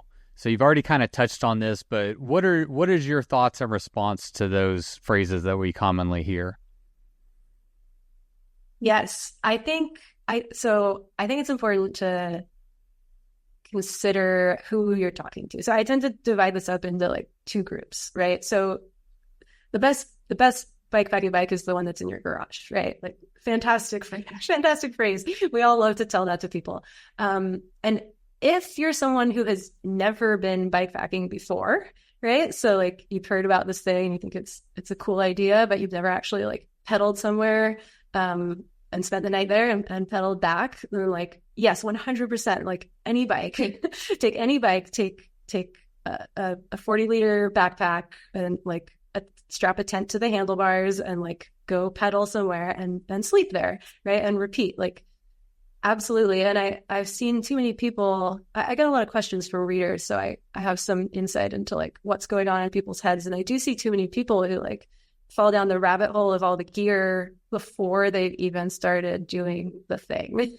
And it's like the risk there is just, obviously spend a lot of money on something that then turns out to not be quite as sticky as maybe you thought it would be when you were just reading about it. So I always recommend, like, if you're just starting out, absolutely, the best bike is the one that you already own, and do not let anything get in the way, bike or gear, of trying it out. And I think through that process, people figure out whether this is something they want to do more of, and if so, whether they want to do the same kind or a different kind, whether they like bike paths and campgrounds, or whether they kind of want to get out there a little bit more, whether they want gravel or whether they want trails. Like, so I think the next evolution is for someone who actually rides a bike already, like is a cyclist of any genre, or has already done a little bit of touring or like light bike camping. What's the best bike for bikepacking? Like, yeah, you want some real guidance there. You're going to spend some money on a bike. So at that point, I try to get people to sort of picture like what type of bikepacking really captures their imagination. Like, what does bikepacking look like to you in your mind? Is it like gravel roads? Is there resupply? Is it campgrounds? Or is it like absolute middle of nowhere, like burly hike bikes and gnarly trails? And like, maybe no cars around, and because these are like very different vibes. Some appeal more to one person than another, and they also obviously like will have different bikes that will make them more comfortable and fun. Like you can ride any bike on any of these things, right? And like I suggest that people do in the beginning, because you don't know if you like a certain type of bike packing until you try it. But the challenge is then trying to find like what's going to be the most versatile platform for the ways that your bikepacking interests are going to evolve in the future. As for gear, that's a whole other story. But like, you definitely don't need all this fancy gear. My setup has evolved and upgraded over the years, but like, and I did buy myself a nice touring setup. I will say, like, I bought my long haul trucker Surly, and then a pair of Ortlieb panniers for Southeast Asia, and like that was great. But then when I started bikepacking off road, I was like using the same bike, using like a touring bike to ride, trails and dirt roads, and like stuffed some 2-inch tires in there. Had to like deflate them to get them between like the rim brake pads, just like working that setup like as far as I possibly could. And I think probably I bike packed a good, 1,000 miles before I actually finally bought like a bikepacking bike and bags and all of that stuff. So you also don't need to rush into that, I would say. Like, don't let that hold you back. Yeah. I do think that this is one of the greatest problems that we in the biz can help is bridging the gap between, I'm starting off and I want to go, but what bike, what gear, and it's complicated. There's so many factors that go into it. What you keep saying and what I can echo from my own experience is like, at this stage, I've got a arsenal of bikes and gear and hammocks and bivvies and tents and all this, but I didn't start there. Like, I think it takes a long time, and I think that's a good message for people is like, it's okay to not start with all the exact right gear. And honestly, like, not having all the right gear, underbiking is a thing, right? Like, and the funny thing about all this is like, for me, I've gone in stages where like, start off with kind of, I rode a carbon road bike, like a race road bike with 28C tires on my first bike packing trip on a gravel road. Like, not the right bike for, and my partner at the time rode a full suspension mountain bike, like, so not riding the right gear. And then like I think a lot of people do where you just get all the stuff. But now I'm at the stage in bike packing where I try to take as little as possible. I actually prefer minimalism as a way to enhance the experience, where like I'm trying to not take stuff. And I think when you don't have stuff, it kind of adds to the adventure. You're forced to, play with whatever gear you have. And if you didn't bring the right thing for this weather, well, then it's just going to be more of an adventure. So I've kind of swayed back into like, having less is more kind of thing and focusing more on the adventure. So anyway, yeah. Any other thoughts on that? Yeah, I used to really kind of take pride in actually like not having the right stuff. I will say it was sort of a weird transition for me when I actually did start to accumulate a more traditional set of bikepacking gear. Like I almost had to like get used to it, because I had fun sort of showing up to, like smoke and fire, like the race in Idaho, with a touring bike with like bar and shifters and like just, it was kind of my thing. Like I underbiked with like a really scrappy setup and felt comfortable with that identity kind of. I don't know. It was probably a bit of like imposter syndrome too, right? So then once I had the stuff, it's like, oh, now I have to live up to that. Be a real bikepacker. But the good stuff helps, it's helped expand the range of what I could ride comfortably and confidently for sure. It's good stuff. But yeah, I think it's important for people to remember, like those of us who were writing and talking about this stuff, like the reason we're doing it is because we're like deep into this, like really into it. And right, we're specialists. We are like, the top, I don't know what percent of 5%, 1% or whatever of like people who are obsessed with this thing. So like, of course, we have we have some gear in our garages or our sheds, but like, yeah, most of us didn't start that way. And it's not like you need that to get started. I rode for years without the right gear. Yeah, let's touch on this a little bit more too, because I would like to get your perspective. Mine is that this community, and specifically, let's say the bike packing and even bike pack racing community here in the United States, to get real specific, because that's what I'm familiar with. Almost like, not only is it okay to show up under biking on like a unique setup, but it's almost like revered in a certain way. Like, we have respect. Like, if you show up with like, I don't know. I mean, I remember like Ozark Doom, a guy was riding a mountain bike, like full suspension mountain bike with exactly what you said, a 40-liter huge backpack. He didn't have a single bag on his bike, and he's doing 400 miles in Ozark Doom. And I'm like, yes, awesome. Go get it, man. However you want to do it. That's always been my impression from somebody is like showing up with the bar and shifters on the Surly Long Haul Truckler and under biking. Do you also think that this community is like receptive and open to that as being like kind of cool and totally fine? Absolutely. Absolutely. I mean, it's a supportive community to begin with. That's one of the things that I've always liked about it. But like, yes, that in particular immediately became clear that I was like I felt kind of insecure about my setup, but it was actually a bonus because people thought it was like memorable and cool that I was showing up anyway. So yeah, definitely. Which I think is cool. Like, you always, you hear about certain, I mean, just groups and certain sectors of the cyclists that are, you got to have the right kit and the right bike, and there can be some pressure to conform, and that's one thing I just really love, and I think is going to allow this community to grow is by just show up. Like, nobody's going to judge you for like your bike or your gear. We're all out there for an experience. Come and do it any way you want to. And this community is really receptive to that, which I think is great. I love that about this community. Yeah, me too. Yeah. All right. Let's see what else. All right. Next on the hit list. So we've seen an emergence in panniers, for bike packing. Obviously, it's been a thing for bike touring forever. But what are your thoughts on panniers for bike packing versus the traditional bike bags? And yeah, anyway, I was going to add a caveat, but I'm just going to let you answer it. Yeah, I mean, I've gone full circle, right? Because I started bike touring with like the classic Ortlieb rear panniers, where you just throw everything in and they're huge.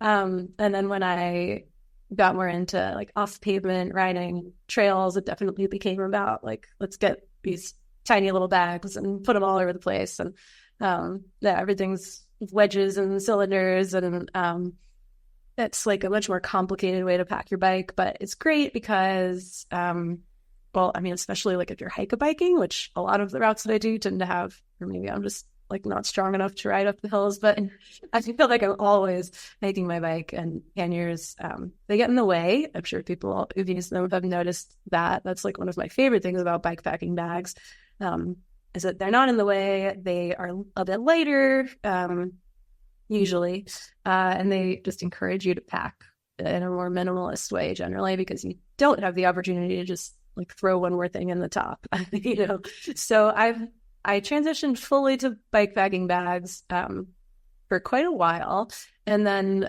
more recently actually went back to panniers for some of these longer international trips that were more like off pavement, off road focused, but a bit longer. So like a month in Central Asia or 2 months in Morocco and Portugal. I just felt like I needed more stuff than I could fit in a bike packing bag setup, especially being a smaller rider. Like, my bike packing bag space is a bit limited.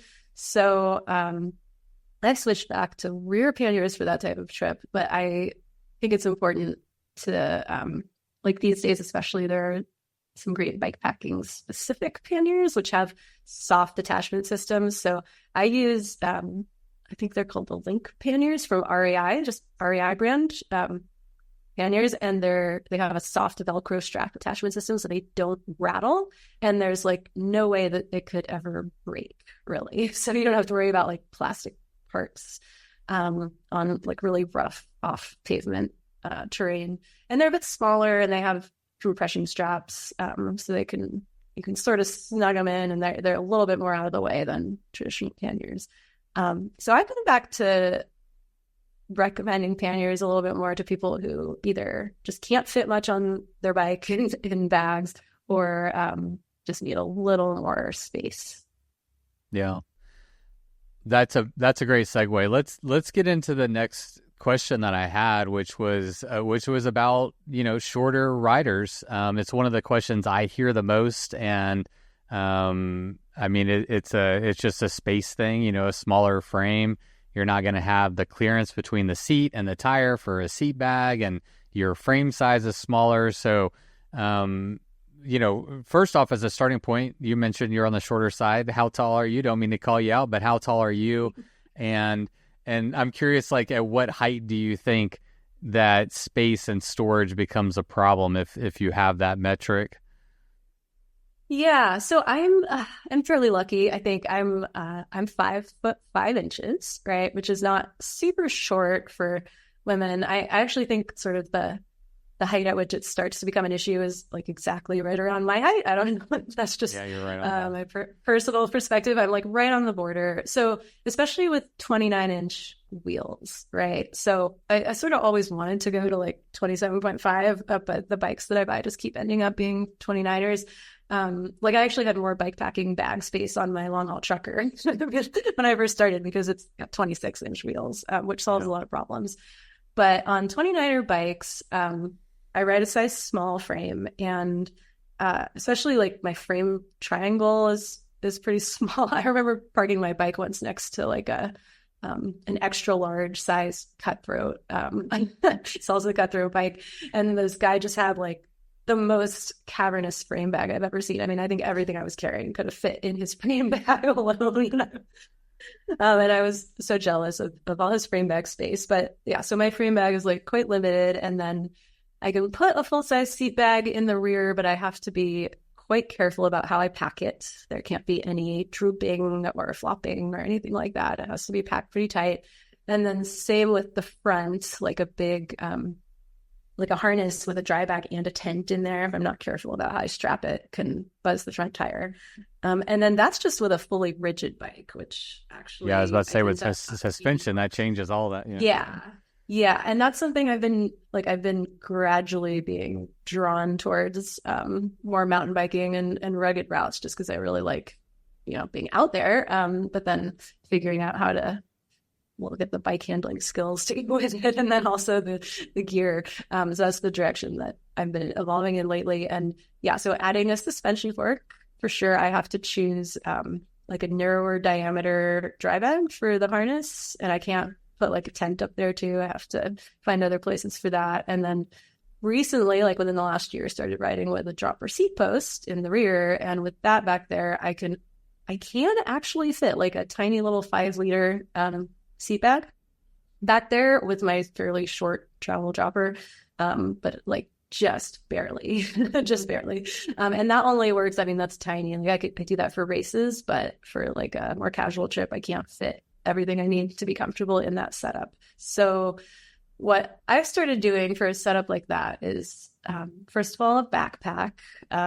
It's not my favorite. I don't want to do it for really long trips, but like for a race where I'm just out for a few days, for sure, I'll put a few liters of water in a backpack. Maybe even like a sleep kit, like for some races, I have like a tiny little inflatable sleeping pad, and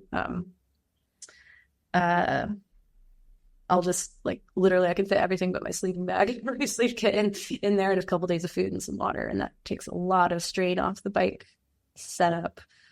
I've recently been trying to do more casual trips where I need to carry a bit more stuff with a hardtail setup with a dropper post. And that has been probably like the best test of this short person gear strategy, right? So I finally had to switch back to a rack.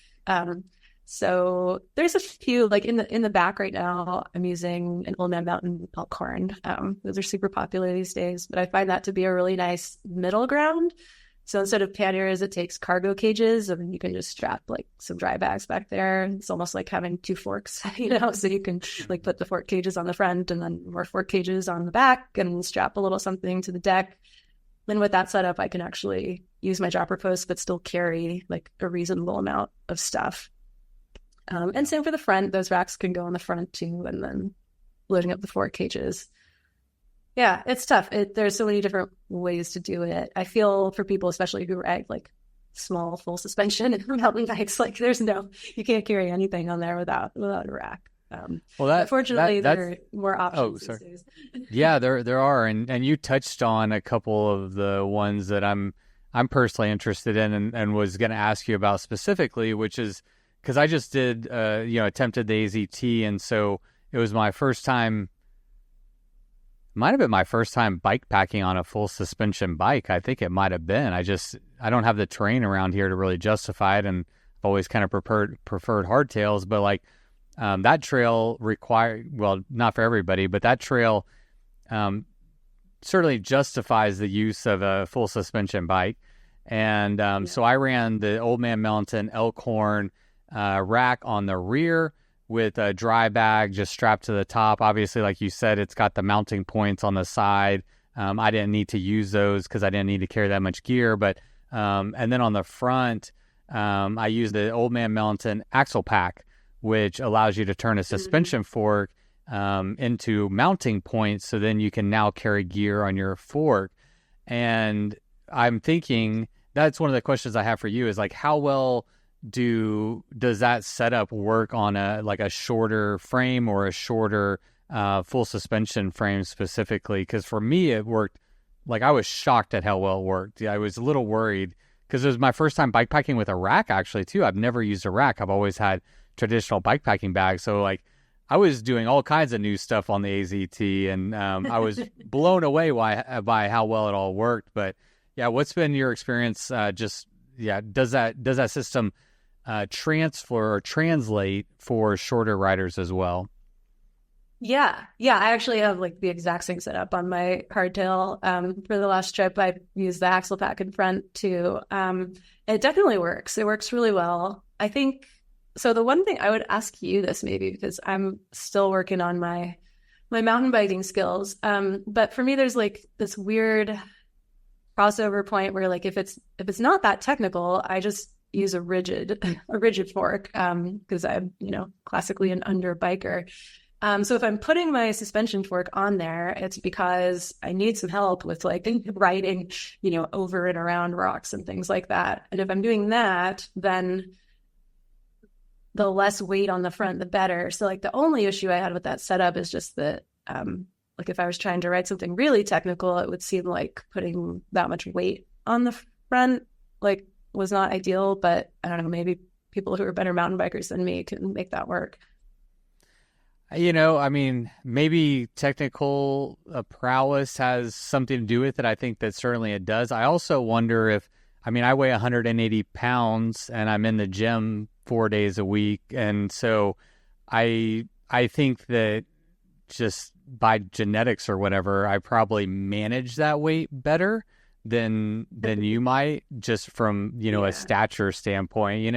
So I don't think it's affecting me. It's having a greater input on what I'm experiencing. I definitely notice it, and I don't think anyone likes weight on their front suspension. I think that's just kind of universal. But then also you want to have the balance, right, of weight on the front and back. And so that, to kind of answer your question, like what I did was I tried to put as much weight, in the center of the frame and lower gravity as possible.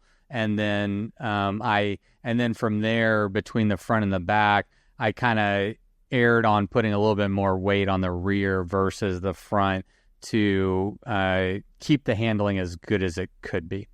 That was my approach. Mm-hmm. That makes sense. Yeah, the total bike weight is just a much greater percentage of my body weight, so I probably have to like muscle it around a bit more. But yeah, I think for sure, like if you're one of those people, like you have a hardtail and you just like ride that hardtail everywhere, like like a hardtail on the Great Divide type of ride, or like a like, yeah, you could put the axle pack on there and load it up. And it's great actually because the weight isn't on the bars. So you don't have to worry about like adjusting your suspension. It's down low, which is nice too. Yeah. So there's a lot of good stuff about it for sure. For me, I have to be mindful of like, if I'm riding a bike with suspension for the technical help, then like I really have to be careful how much weight I put on it. Yeah, no, I think that's super. It's a great system. Yeah, no, this is good. And this is why it's good to ask other people, because I don't experience that to the degree that you do. So it's good to get that perspective, because it's not something that's as easily identifiable for me. So that's great. Well, let's touch on a topic that is outside of gear. I mean, we could spend so much time talking about gear. There's so much of it. And again, go to exploringwild.com. This is not an ad. I'm just your friend, and I think it's a great resource, and people should check it out for sure. But one of the things that you do have experience with is being in a relationship with somebody who's also adventurous, and y'all do stuff from time to time. But you have done a lot of this stuff on your own as a solo female who's also in a happy and healthy marriage, and you're maintaining all that. And so like, I'm wondering if you can speak to like, how you've been able to manage being in a relationship, and being the more adventurous person. And I don't know, maybe some of the highs and lows, the tips, like what has your experience been like there? And what would you share with other people who are in similar types of relationships? Yeah, I think this is a really interesting point because it's sort of unlikely that like two people in any relationship are going to have exactly the same amount of enthusiasm for this crazy sport. And it's fairly all consuming, right? It's not like, oh, we have our separate hobbies and, one person gardens and the other person like reads, or it's like, this is all consuming, right? So, those are such great points. I just like, you nailed. Whenever I was rehearsing this question in my head, I meant to have both those caveats, but like it is difficult to find somebody that's equally as passionate. Like you might be like, oh yeah, I like to do that every once in a while, but it's not equal. Like one person might be really into it. Anyway, go ahead. That's good stuff. Yeah.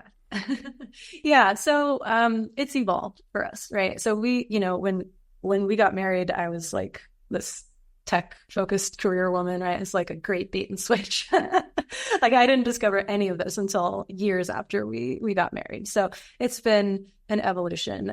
In the beginning, obviously, as we were talking about before, I just went on my own, which was a bit non-standard. And I think that only worked for us because we're both pretty independent people. We're both like just okay doing our own thing for a while. So I go away for a month here, 2 months there. He would stay home and do his thing, and that worked. It's kind of fun. We had great stories to tell each other when when we got back together.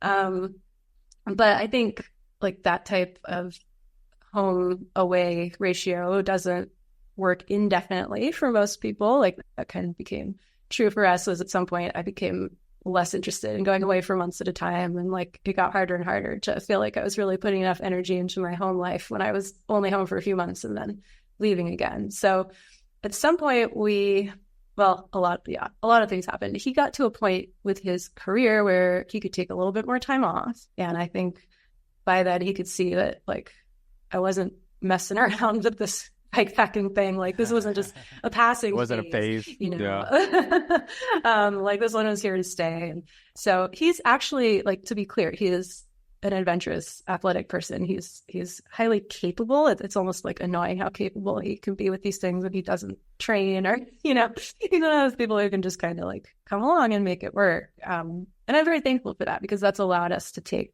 some great trips together. So when he was able to take a few weeks or a month off from work, we did Central Asia together. That was, I think, 5 weeks, right?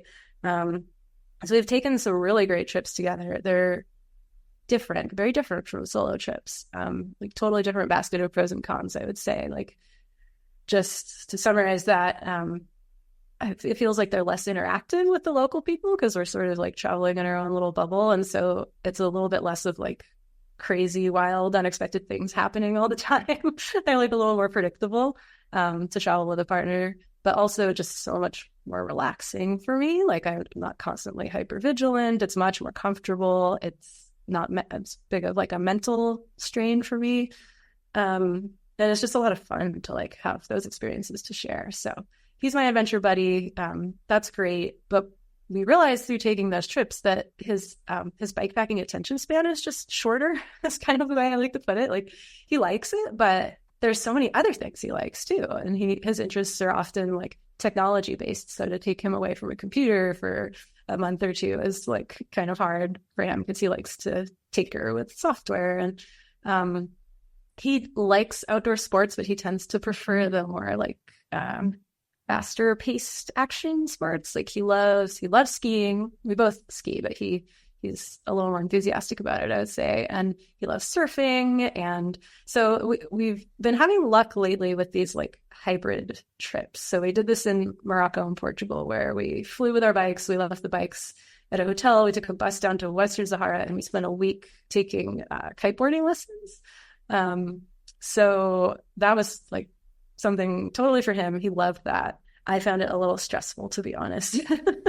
I'm a more of a slower paced activities kind of person. My fault. I don't think that's it's scary. Yeah, that's how I felt. It was cool, but just like, I don't know, very high stimulation for me, just like a little too much going on at once. But he loved it. We did that for a week. Then we took the bus back and did like a month of bikepacking. And then we went to Portugal and sort of bikepacked between towns, and he surfed at a few of the towns. And so that worked pretty well. And then probably our most successful compromise trip yet was the Cape Loop at the southern end of the Baja Divide. We did that in January, and it was like this really nice mix. We like bikepacked a couple days and then went surfing, and bikepacked a couple days and then like kiteboarding, and like a couple more days and snorkeling. So I think we're going to someday run out of places where there's like really good bikepacking adjacent to ocean sports. But for right now, that's working for us. The key is just like everyone has their own preferences, and bikepacking takes a ton of time, right? And it is a lot of time just on the bike. And if you like other things or you get kind of bored with that, then it can be really rough. So just trying to talk about like how we can each get what we're looking for out of a trip has helped us a lot.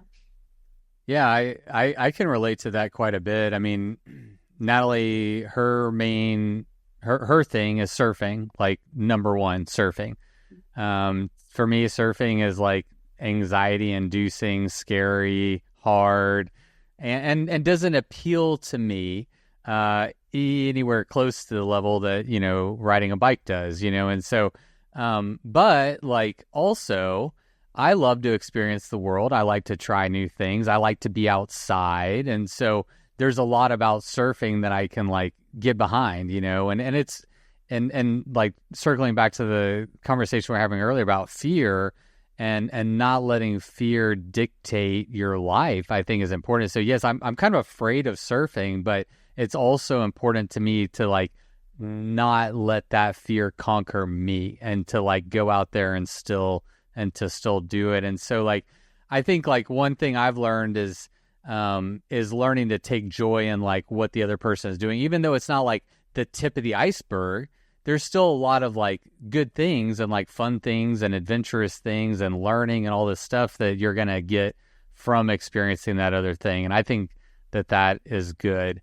And then like you said, I think just, compromise on communication, be like, okay, well, like we're actually planning a bikepacking trip to Oaxaca this December. And so that's more in my realm. She's excited. Like she wants to bikepack and she loves it, but it's like my thing, the way surfing is her thing. Right. And so we just dip our toes in each other's waters and kind of like try to find like some balance and good communication and all that, I think that's good. I had one other thought. Oh, the other thing you touched on at the very first part is you're like, and we have good things to talk about or fun things to talk about. And like, I'd like to touch on that just a little bit more because like Natalie and I are in a long distance she lives an hour and a half away. So it's like semi long distance.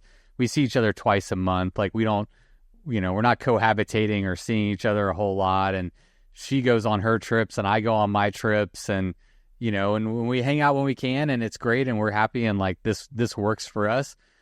But like one of the things that we really value, and that's kind of interesting, is that it kind of, you get the opportunity to miss the other person, which you could like have a negative stance on. It's like, oh, I miss them, which could be negative, but it's also like I lean into like, I want to be in a relationship where I miss that person. It's like, it feels good to care about and love somebody enough to miss them when they're gone, and to like, then you're back together and you get to be excited to see that person again. And then you have all these stories to tell. It's like, we didn't do all the same things. So now I'm telling you about my trip, and you're telling me about your trip, and we're getting to like have this more exciting, engaged moment, and we're reunited. And so we actually are like quite enjoying that. And our relationship is quite a bit different than yours in many ways. But I wonder if you could, it's a little bit personal, but I wonder if you could speak to that aspect of like managing a relationship and that dynamic in a relationship. Yeah, definitely. I mean, yeah, we've been together 14 years, married almost 10 coming up. And I totally agree that I'm a pretty self-sufficient person, right? So I don't easily get homesick. I don't easily miss people. And I have come to actually like really cherish those moments where I'm out alone somewhere on a bike trip and like thinking fondly of home and of my partner. And like, yeah, I don't think it's a bad thing. Like I wish I could like bottle that and take it home, and keep it here for when we've been like in the same house for, a month, and things aren't quite as exciting anymore as like when I first got home and we had all the stories to tell. But yeah, I don't think it's a bad thing necessarily. Like, they say absence makes the heart grow fonder, right? I think there's some truth in that. And then just maintaining like different like individual identities in our lives, right? I think that's important for anyone in a long-term relationship. I mean, it's kind of wild. Like we go to these amazing places together and we have these incredible experiences, and it's like, it's fun to reminisce about them, but then at some point you're having dinner and it's like, oh man, yeah, this amazing thing happened. Like what did you do today? Well, I rode my bike uphill for 20 miles. What did you do today? Well, I did the same. And like this amazing thing happened, halfway up the mountain. And like, you remember that guy on the horse with the goats? Oh yeah, I remember that. I was there. And it's like, you're experiencing wild stuff, but it's same, which is simultaneously great because you have someone to like witness these special, exciting moments, but also like it's kind of nice to just have some individual experiences and then get to kind of live vicariously through the other person, right? Because that's, to your point about like surfing versus biking. I'm the same way. I'm actually terrified of water sports. I don't know why. I'm a creature of the land, and he likes water, and it's just like mixes things up. Like that's one of the benefits of having another person beside you in life, is they're like an individual with their own interests, and their interests are going to spill over into your life and vice versa, and just like choose someone that's going to be a fun journey with. Yeah, I love it. Good advice. Good adventurous dating advice from Patrick and Alissa. We'll open up the phone lines now to hear your questions. All right, that's good. Yeah. Let's tie a bow on that little segment and move on to the next little topic here.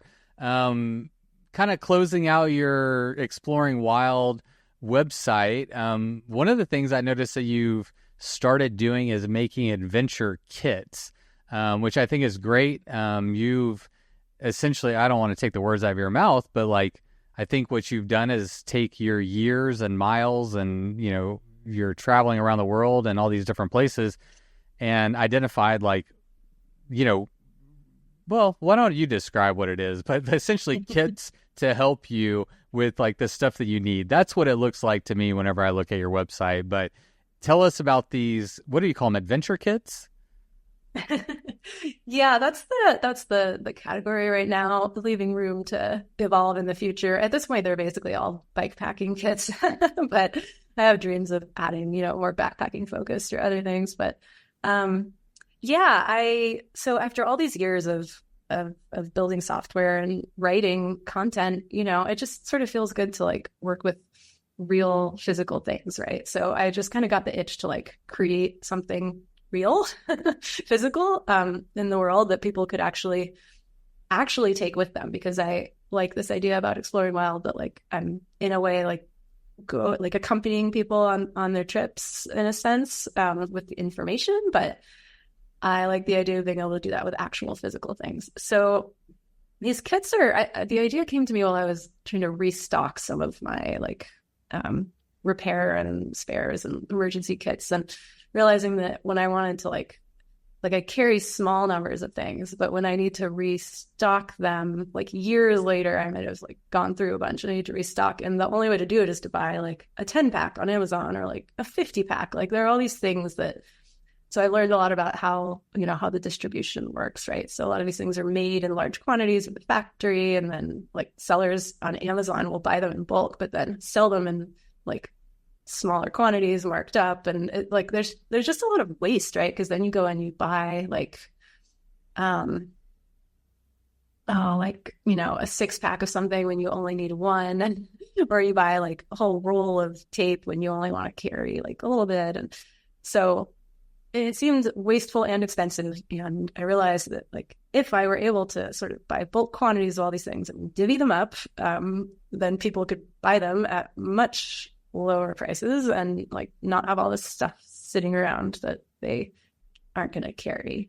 So that was the inspiration. The two that are specifically for bike packers right now, the tubeless tire repair kit is pretty easy to understand the purpose of. I think we all, worry about what happens out there if we get a puncture in our tubeless tire that doesn't seal.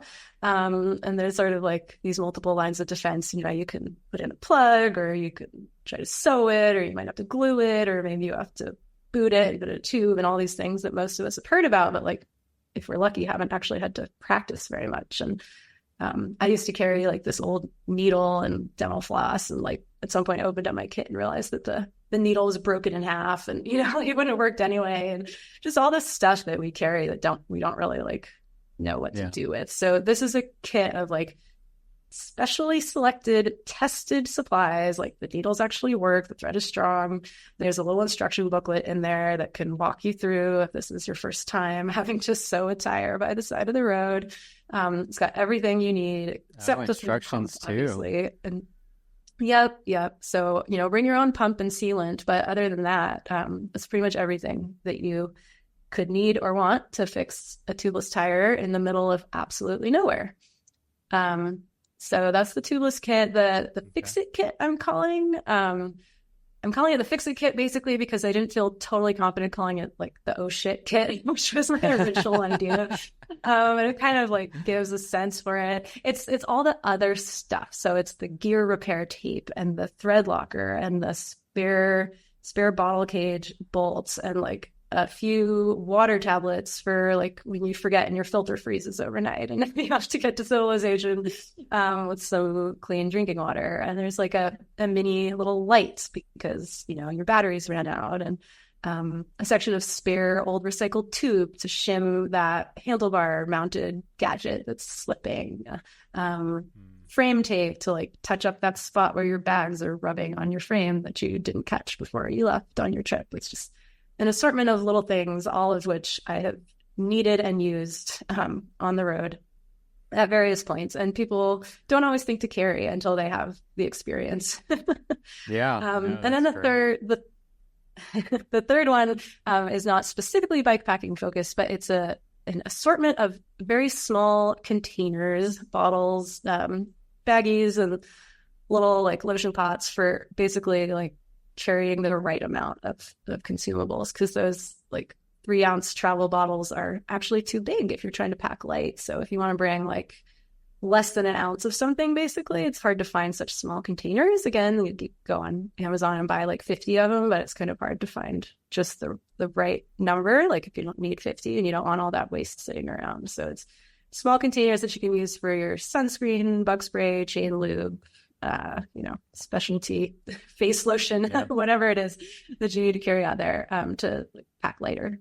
Yeah. No, that's actually like super valid. Those are all things like just like practical and useful things that people actually need when they're, backpacking or bikepacking or whatever it may be, made and curated by somebody with experience. Like, you're not just like throwing stuff in a bag and calling it good. Like, you're like, oh no, this stuff works. I've tried it. This is what I actually need. This is like, oh, I'm sure you're just like on a trip and you're like, oh, freak, I should have had more frame tape. I wish I had some frame tape. And then you're like, oh, yeah, I'll add that to the kit. It's like, it's practical things.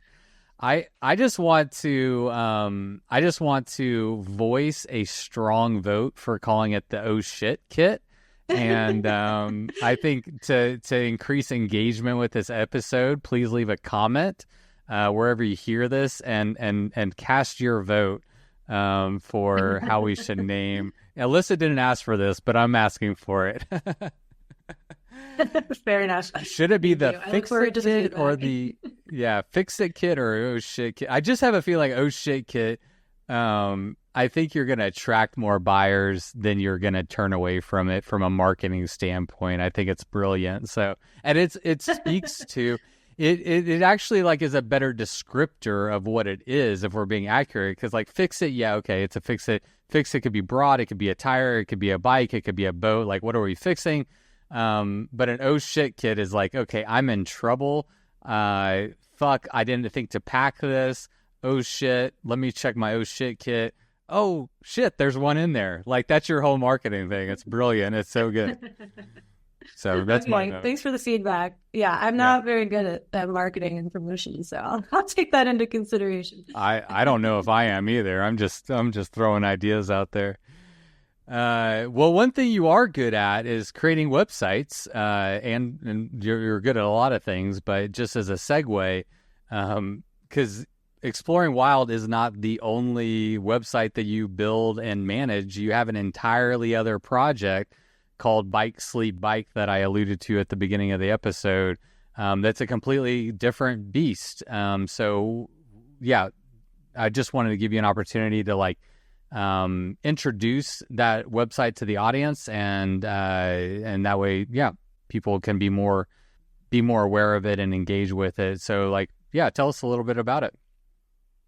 Thanks. Yeah. This is it's like a side project to my side project. It's totally just a labor of love. But I want people to know about it because I think it might be helpful. So it's essentially a directory of bike travel trip reports on people's personal websites. So most people probably know about Crazy Guy on a Bike, where people can post their trip journals if they don't have their own website.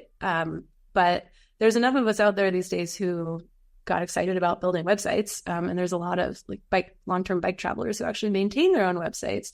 And they're great at writing trip reports about them and full of useful information, but they're not very great at optimizing their websites so that you can find them through search engines, which is an unfortunate reality of being on the web these days. So Bike Sleep Bike, you can go there if you're wanting to research a trip or just want inspiration. It's a directory of posts on these blogs. So someone goes and writes a post about biking through Cambodia, and then they can come, or you can come, anyone can come submit a post to the site. It just gets tagged with the country, the style of riding, so pavement, gravel, trail, that kind of thing. Some identifying information to make it easy to find later in terms of the style and the place. And then it goes into the catalog, and everyone else can come there and filter, I want to see trips about or posts about road touring in Asia, or I want to find routes or inspiration for mountain biking based trail type routes in the US, or, the Western US or Oregon, or it gets quite specific. So I would love for more people to both contribute and just use it as a resource. It's totally free. Just go there and search for what you're looking for. And if you maintain your own website, please come submit it.